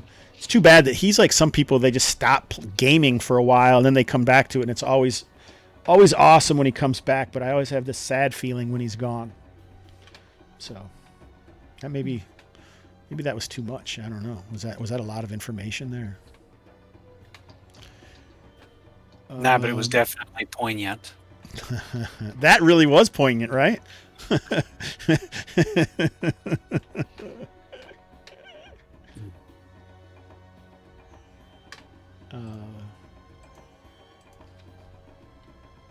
So do I need to say anything else about this guy to help maybe explain, like what it's all about, or do you guys have your own ideas, or?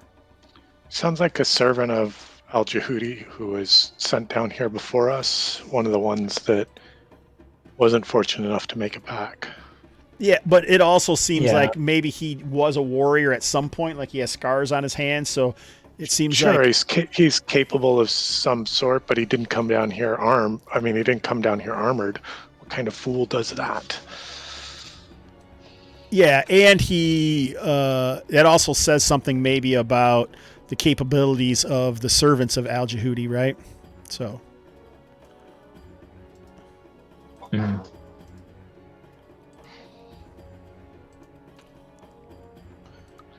I'm gonna burn the mold on the stump of his arm with my torch. okay, so it does have a pungent odor, but not necessarily horrible. Not the thick, loamy smell of the Kara from the other room, but something, it kind of just goes away, but it doesn't, and it leaves that kind of grayish, weird kind of like scarred, but different sort of look to the wound. And you said his skin was kind of gray, and the veins were kind of writhing around his skin. Are they actually moving? Or No, they're not writhing, but instead of it, like you guys have seen someone get poisoned before and the black follows up their veins. Well, these veins look like gray, and the gray kind of spreads from the jagged wounds on his body. Oh, so they kind of like spider web out from the wound. Okay. Yeah. So as Hethan is recognizing that, you can kind of hear the crackle of the flesh when he puts his torch against it, and that's when Saad looks like he can see something moving on the edge of his torchlight. Beware, my friends. There is something ahead. I'm going to try to move quickly up to this, like this pyre here, this kind of pillar, to take cover behind it to kind of peek out and like look ahead to see if there's anything coming. So this looks like it must be Honestly, one of those small stalagnates, and why don't you roll a d6? Okay.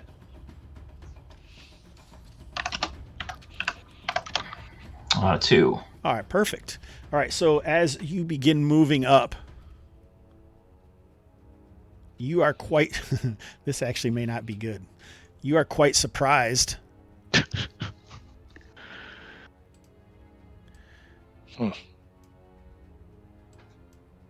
when some strange looking, scary creatures kind of lunge out of the darkness. Their eyes kind of a bright sapphire and incredibly waifish and emaciated, but their mouths over full of sick looking teeth. How close are they?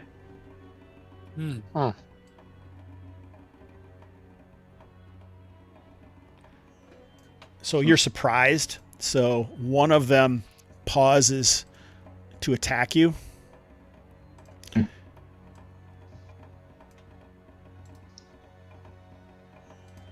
And the other one rushes past.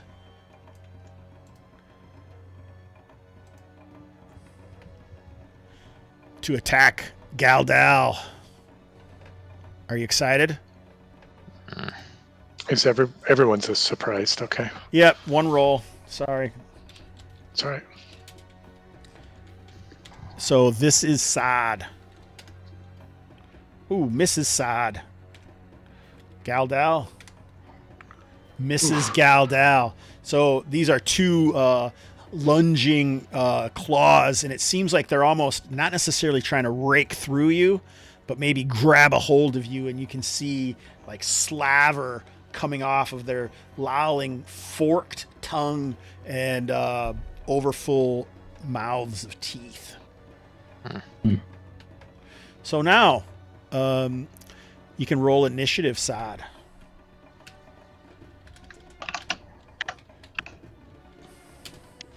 Good roll. 6.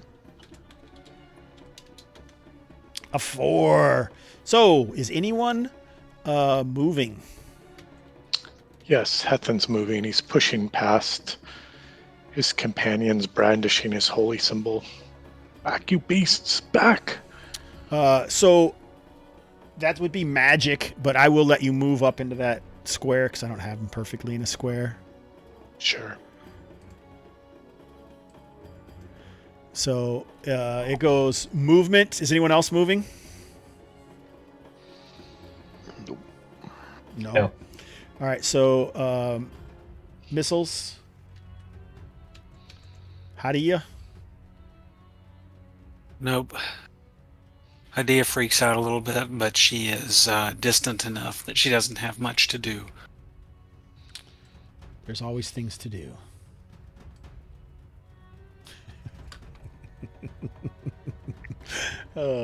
I refer to my own stuff way too often in these games. It's like kind of sick, actually. Anyway, so it sounds like it's time for magic, and that's where I put turning undead. So let's roll some dice. Let's get some books out. Let's see what we can do here.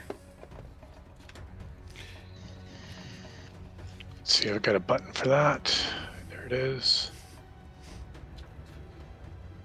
Oh, that's a good roll. It's not coming 11. through. Ooh, that is a good Turn. roll. 2 hit dice worth of monsters with those with a special ability too. Here it goes. Your first level. I am first level, yes. Okay.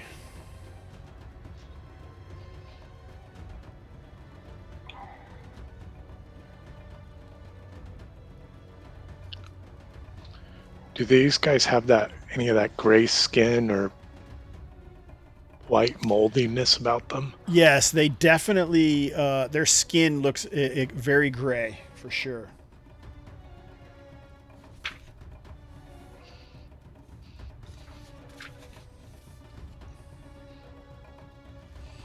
All right, nice.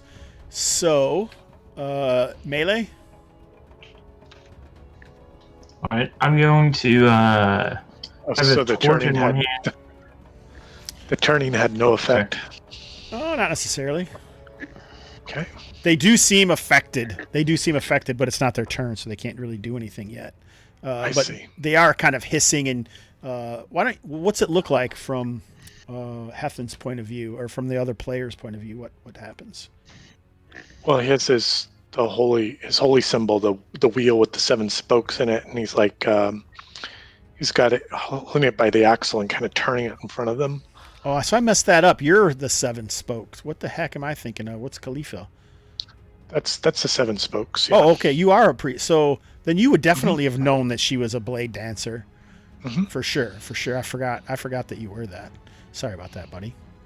Well, I'm a Khalifa, kind of like in the Joan of Arc sense of being a saint, right? Mm-hmm. Like I'm from out in the hinterlands. I don't really belong to the church, but touched somehow by Khalifa to do her Nice. bidding. I wonder what that is. That would make a good war story. I almost feel like the Conan stumbles upon Crom or his sword type of story Right. somehow. Right. Oh yeah, found the holy symbol out in the wastes. Mm-hmm. Yep. Nice. All right, so that hits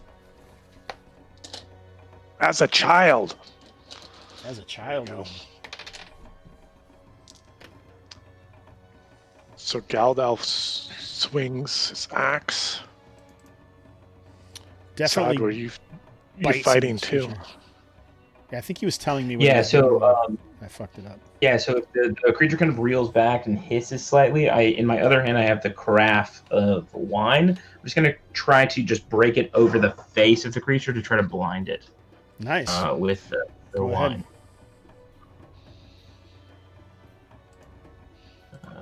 So I would just roll a. I was gonna roll a sword attack just for the roll.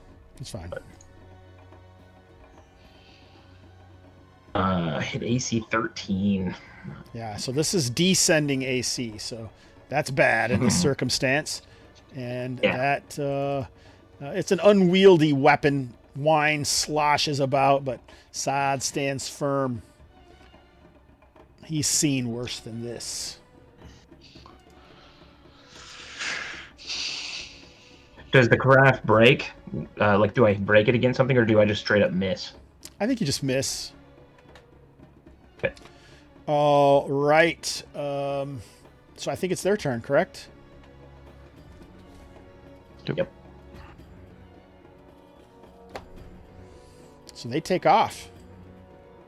So Hethan and Galdal can attack the one right in front of them. Oh, Oh, even Yeah, I'd let you Yeah. swing at. I'd let you Oh, whip out sorry. your mace and swing at him if you want to. as he runs, I Yep. smash at him with the torch. Go ahead. Uh, Oh, that's a hit. That's pretty good. Count torch as a mace or count torch as D4, I would say, with a okay. chance to catch something on fire. I did a 1. It doesn't matter. So you smash him, and embers spark off of his stony visage. But Galdal's hand axe, Yakim Slayer, finishes him off. Saad, you can attack again. Again, all that I have in my hand is just the carafe and the torch. Can I just try to blind him again? Sure.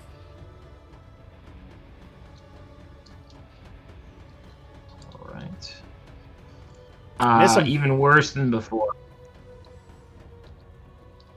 No natural 1, though, so that's good. Yeah, so you strike out, but as quickly as they came, they are now gone. But one of them lies in a pool of grisly ichor. Shall we chase it a little bit? I think so. While it's running from us, we should try to hunt it down quickly before it gets back to the rest of whatever foul pack. It was hauling ass. Okay, no chance.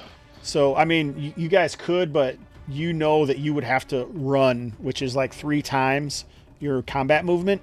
So, and you would have to not have very much armor on to match his pace. Much more quicker than we are, right? Yeah, you can Encumbered hear as we are. the patter of unshod feet as they slap along the pitter-patter. cavern wall. The pitter patter of zombie feet.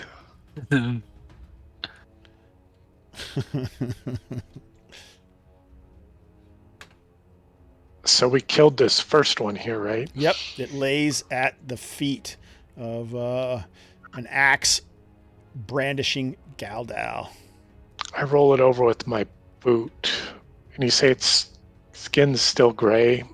Like Yes. is gray like the corpse that we saw? Does it have the same kind of spider webs or dark wounds where Galdal's axe chopped it up? No, it doesn't seem to have any wounds, but it does have an archaic looking clothing, and it seems taller than humans.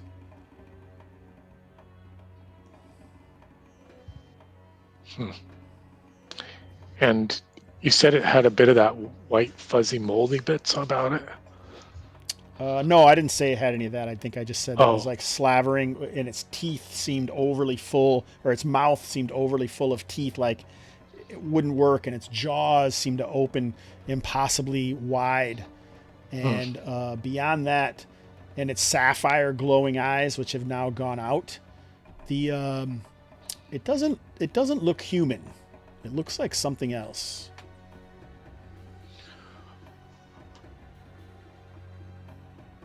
Does it have anything on it? Just sort of a loincloth and a sort of a naked corpsey bit. Yeah, it looks like it has some kind of silk chiffon that is held up by a bronze belt. Like those round belt things that kind of come around and then Yeah. clasp at the front. Like round discs, like bronze discs. Yep, exactly.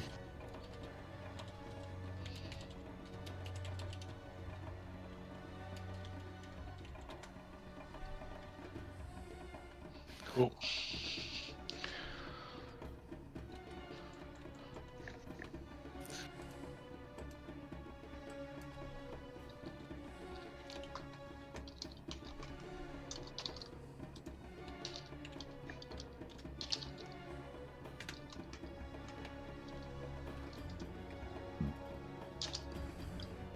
And the servant that we found slain, he had wounds like claw marks that look kind of consistent with this type of creature. Yes, definitely.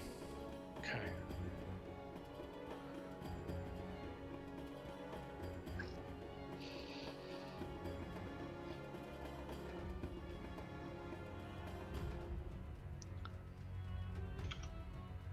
So press on, gents. Yeah. Yes, I believe so. If nothing else comes out of the darkness, then I will re-sling my sling. Yeah, nothing else came think I- out of the darkness.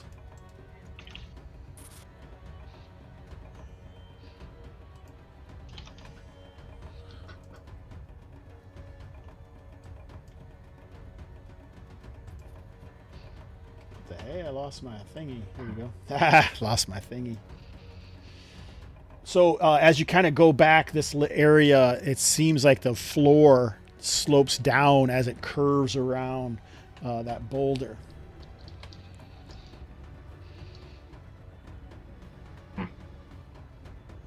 You can see some blood smeared, and you find an arm missing a body. But it seems like there's more crusted blood here that also has like smears through it, so you can see where it looks like unshod feet have passed through these puddles of gore and blood.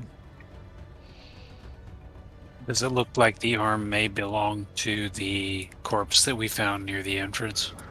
If it doesn't, it sure seems like it ought to.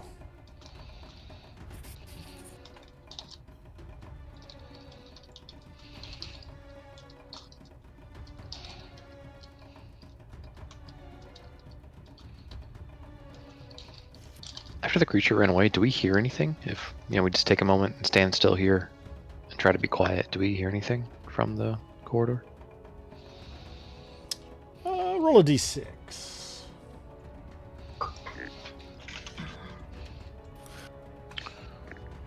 Two. You can all roll if you want to. Hold up, Sod.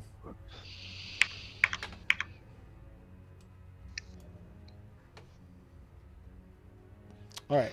As Sod moves forward, he indeed does think he hears something. It reminds him of the sounds of animals eating at the trough.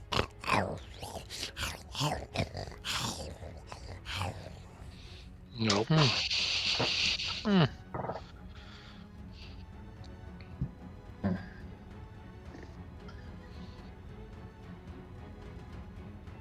Seems like the dead may eat ahead.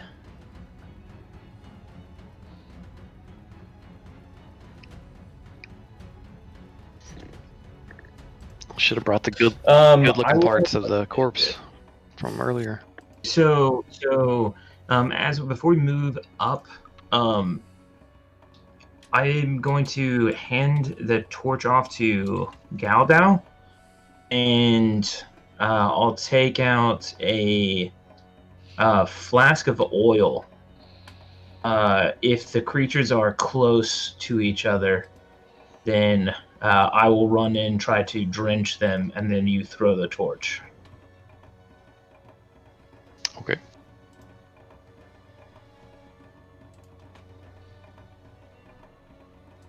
I'll get a flask ready. as like a secondary volley. So you can see there that there is another one of those large stalagmites on the ground. Hold it one second.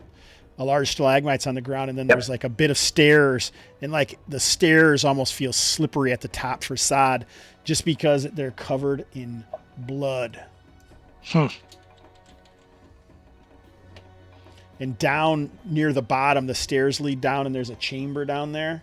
Let me see if I can see what you guys see. Yeah, down near the bottom of it, just at the far end, it looks like a exit out of the chamber. But this whole area seems like all of the, whatever made all the blood up here was carried down here, and it isn't quite finished. And you can see almost a half dozen creatures seem to be gorging on the remains.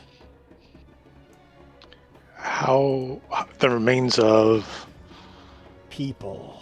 ugh. How Are they high? clustered together? Like close? Like you said, there's a half dozen of them. How clustered are they? I'll add some tokens here for you in a second. You would say that you might be able to hit a couple of them. It might be harder to hit more than that, but Thing's gross. you like it? How far below is this chamber from like our current position? Like 8 or 9 feet, probably. So we might be able to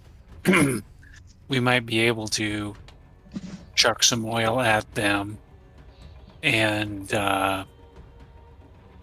hold them off here because they're likely to try to scurry up. We'll have the advantage kind of popping them as they either come up the stairs or scramble up the scree.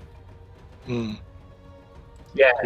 So the on the so this little rise here, how tall is that?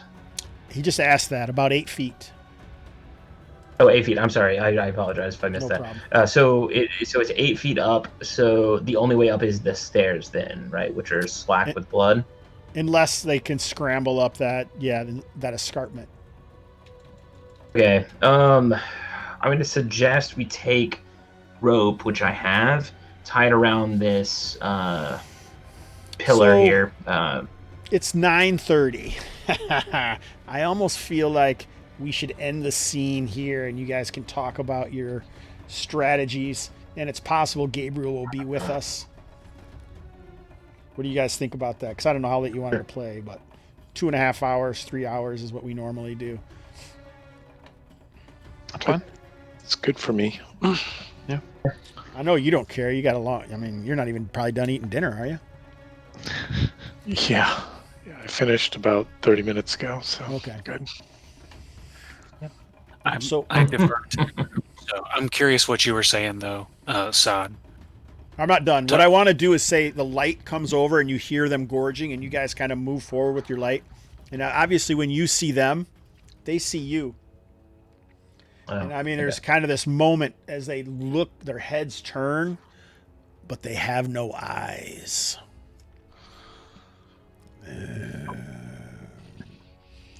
All right, let's move They over can't see us. to the round table. And you guys can talk at your will. Go ahead, Taylor. You said you had something you wanted to ask Elliot. No, I was curious about. He had started to talk about a plan of roping something, so I was curious where he was going with that idea. Well, until he gets back, I would like to say again how much I enjoyed playing with you guys tonight. I really, Yeah, man, we've missed you a bunch, so glad we get to get back to this. I mean, we did get some Kalmata games in that period of time, which I'm very happy for, because those are doing pretty well on the YouTube channel. Someone shared those to the OSE Facebook. So I would like to tell everyone who showed up. We've seen some people that I haven't seen in a while. Eric Thomas Hunt, Jeff C., Spellsword Studios. I haven't seen you in the chat in maybe once before. I think I saw when you followed, but it's been quite a while. I did have like a mystery today. Jason Hobbs followed from Facebook, and I have no idea how he did that, which seems especially weird. As well as Michael Harmon. I've never seen anyone follow from Facebook before, so I don't even know how I attached those or what I did. But somehow Jason Hobbs followed. So thanks, Jason Hobbs, for following. Those who don't know, my first name is Jason, so it was me, or someone hacked my Facebook account, and then for some reason, there's a million Clarks out there, so there's got to be a few. maybe. I don't know how many True. El Jefe Petrolio there are, though. But we also had Digeratus in the chat, another Canadian, so thanks for being here. Avita Costa, thanks for following. Pretty dang awesome. I had a blast, and I can't wait to find out what happens next week. I almost feel like we should always have that picture of Akumet for Gabe, though. I have to go to the Twitch and see what it is. Just maybe put his face inside I'll see if I can edit it a little bit. All Get right, his face. That would take more than my GIMP skills have. All right, awesome. So I just wanted to make some shout out. Oh, Elmo, thanks for the cheers. See, why didn't that? Oh, I probably don't have an alert box on the scene. That's some things I need to do. Like I say, I will be running the North March if the stars align on Thursday, which has a group of gaming and BS players, or people basically, including Edwin Nagy from Frog God fame, as well as Robert Nemeth, Nolabert, who also had a successful Kickstarter during Zine Quest. I think it was called the Tomb of the something or other. It's too far across the room. Well, I will go get it while Stu gives us some highs and lows for the session. Yeah, highs were just getting back together. Had been what are we looking at? A little over a month and a half, something like that. So always good to get back together with you guys. Lows, that scandalous picture of the bathhouse. What? Tarnish our reputation. Scarred into your mind. Yeah. No. Those grid lines is really what blew it, right? Yeah. I got nothing. Yeah, It's good to be back. The grid lines obscured the butts. I just wanted more butts. I think on the screen. I was just wondering if anyone actually really zoomed in at the frontal dude who was sitting on the backside of the bathhouse. I missed it. I'm not going to confess. All right, Stu, are you done? Anything else, or? I'm good. Just good to see you guys. All right, Elliot, highs and lows. Yeah, highs and lows is always it's good to be back to playing this game. I think this game is a lot of fun. Very interesting concept, and yeah, it's fun to just delve into this world. So there's a lot of good stuff. Lows. I don't know. There wasn't too many lows. I mean, maybe it took us a little minute to get kind of get started. There's a lot of like recap and stuff, but I think that's necessary, for how long we've been off. But other than that, yeah, it was good. Awesome, man. I agree with you. Maybe it did take too long. Like I said, I was a little nervous about the content that I had, and I wasn't really sure what was going to happen. And like I did feel like I kind of GM fiated you guys into a whole new storyline here. Hopefully you're not too mad about it. So, Taylor? No, I'm saving my high for the start of next session where Gabe shows up. I'm imagining Akamuk coming around that corner. Insert meme here. Hey guys, what's going on in this cave? Oh, by the Emperor! So. Why? Yep. I thought we were going after a manipede. All right. Any lows? I'm just happy. I'm happy to be playing again. I had a good time. All right, awesome. In Aaron? progress, having a good time. Good. Aaron? I think the low was missing Gabe, so it was too bad that he couldn't be with us for the kickoff session of 21. The highs, I really like the bronze disc belt. That's super cool. And I like like I said earlier, the getting to check out the bathhouse and a little bit of role playing that we did there, but also getting to do a little bit of dungeon crawling too. So ticked all the boxes.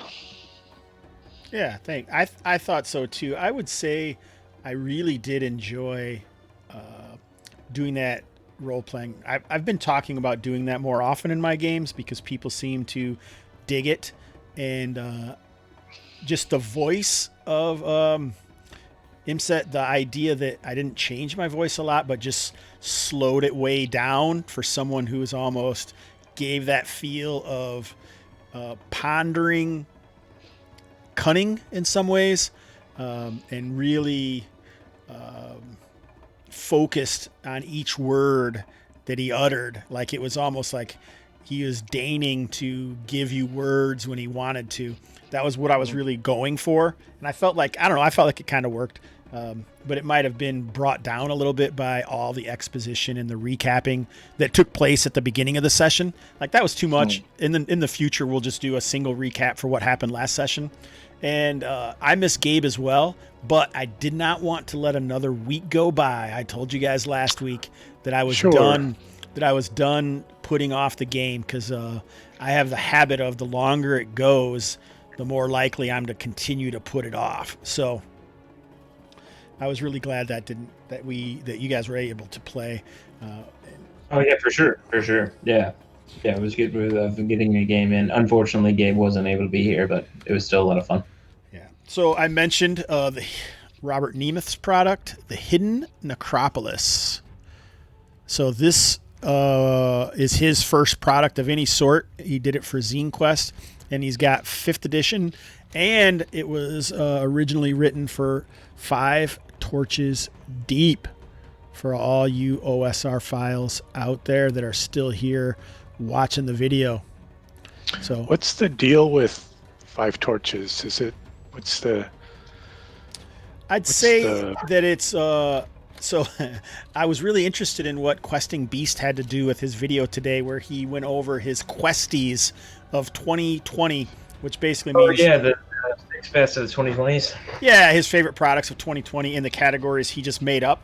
And one of them was he was talking about what the niche that Knave, Black Hack, 5 Torches Deep, Trophy, all of those second wave, third wave OSR products that are in existence. I think 5 Torches Deep is one of those that fits into that category and also fulfills maybe that passageway between 5e and old school gaming. That's the idea. I'm going to have Robert Nemeth on Hobbs and Friends, and we're going to discuss that. We've been talking about it for months, but as all of you who listen to Hobbs and Friends know, I haven't put out any episodes in over a month, maybe 2, but he's definitely on the schedule, and he's one of the people, just like Spellsword Studios, who's in the audience today, as well as Gabor Lux, Eric Hoffman, James West, a whole slew of people that I've been talking to and trying to schedule. I think I'm going to try and get Harley Stroh in the beginning of this, as well as Michael Curtis. And here is a secret. I most likely will be on Spellburn soon for my new fight with Julian Burnick. So we're going to take it to Spellburn, and then we're bringing it to Hobbs and Friends. So my arch nemesis is back, and I am super looking forward to it. So Stu is not even laughing. What are you watching right now? No, I'm good. I was smiling. Was that what that was? I couldn't tell. Yeah. So I have one more question to you guys on the chat. What do you guys think? Glasses? No glasses?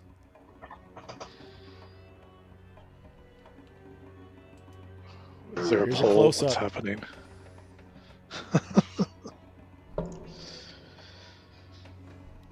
Are you trying to say I'm more sexy without glasses? A monocle. Hello, mates. I'd like to tell you what I've got going on in the game today. I don't really have a monocle. I'm just acting Don't do that. like,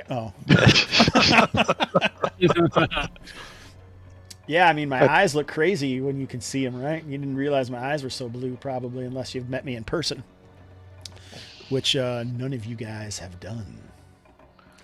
Anyway, enough about me. I think we should... Oh, Trevelyan Hart picks up another gifted sub from Elbow90. Thanks, my man. I really appreciate it. So just a secret, one of the reasons I had to get Elliot back in the channel is because he is one of the dudes who throws around money more than anybody else. So I'm just trying to create an environment.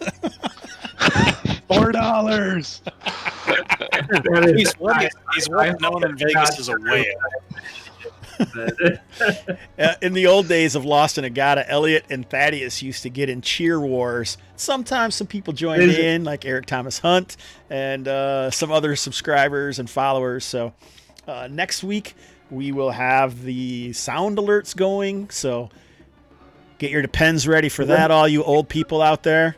Aaron's already yawning, and it's all of 7:50 where he lives. So Jesus Christ, old man. So tomorrow, Dungeon Musings channel, I will be reprising the role of Elanian Ellenden, a wizard in the Night Below 2nd Edition campaign. Check that out. Thursday is the North March, another OSE campaign ran by me. Friday, back in the Night Below in the Dungeon Musings. Saturday night, I'll be playing LFG with Mr. Mean.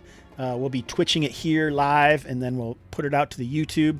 I played that last week, had a ball. I'll talk about that more on Random Screed probably tomorrow. Sunday morning will be Chronicle of the Cursed Axe.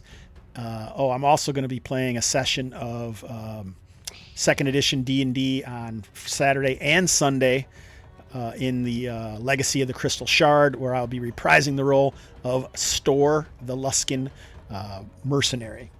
So that'll get us back to Monday, which is D&D, and then next week on Tuesday night, Monday is not D&D, that's Poker League at 7 p.m., and then next week back here for the Tuesday night's White Sands.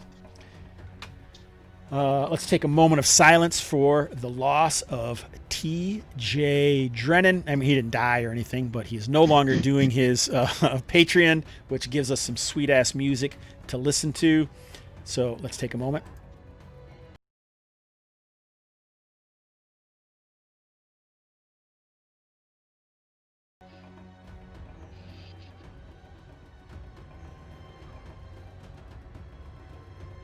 It's a beautiful day in the game, oh, a beautiful day for my gamers.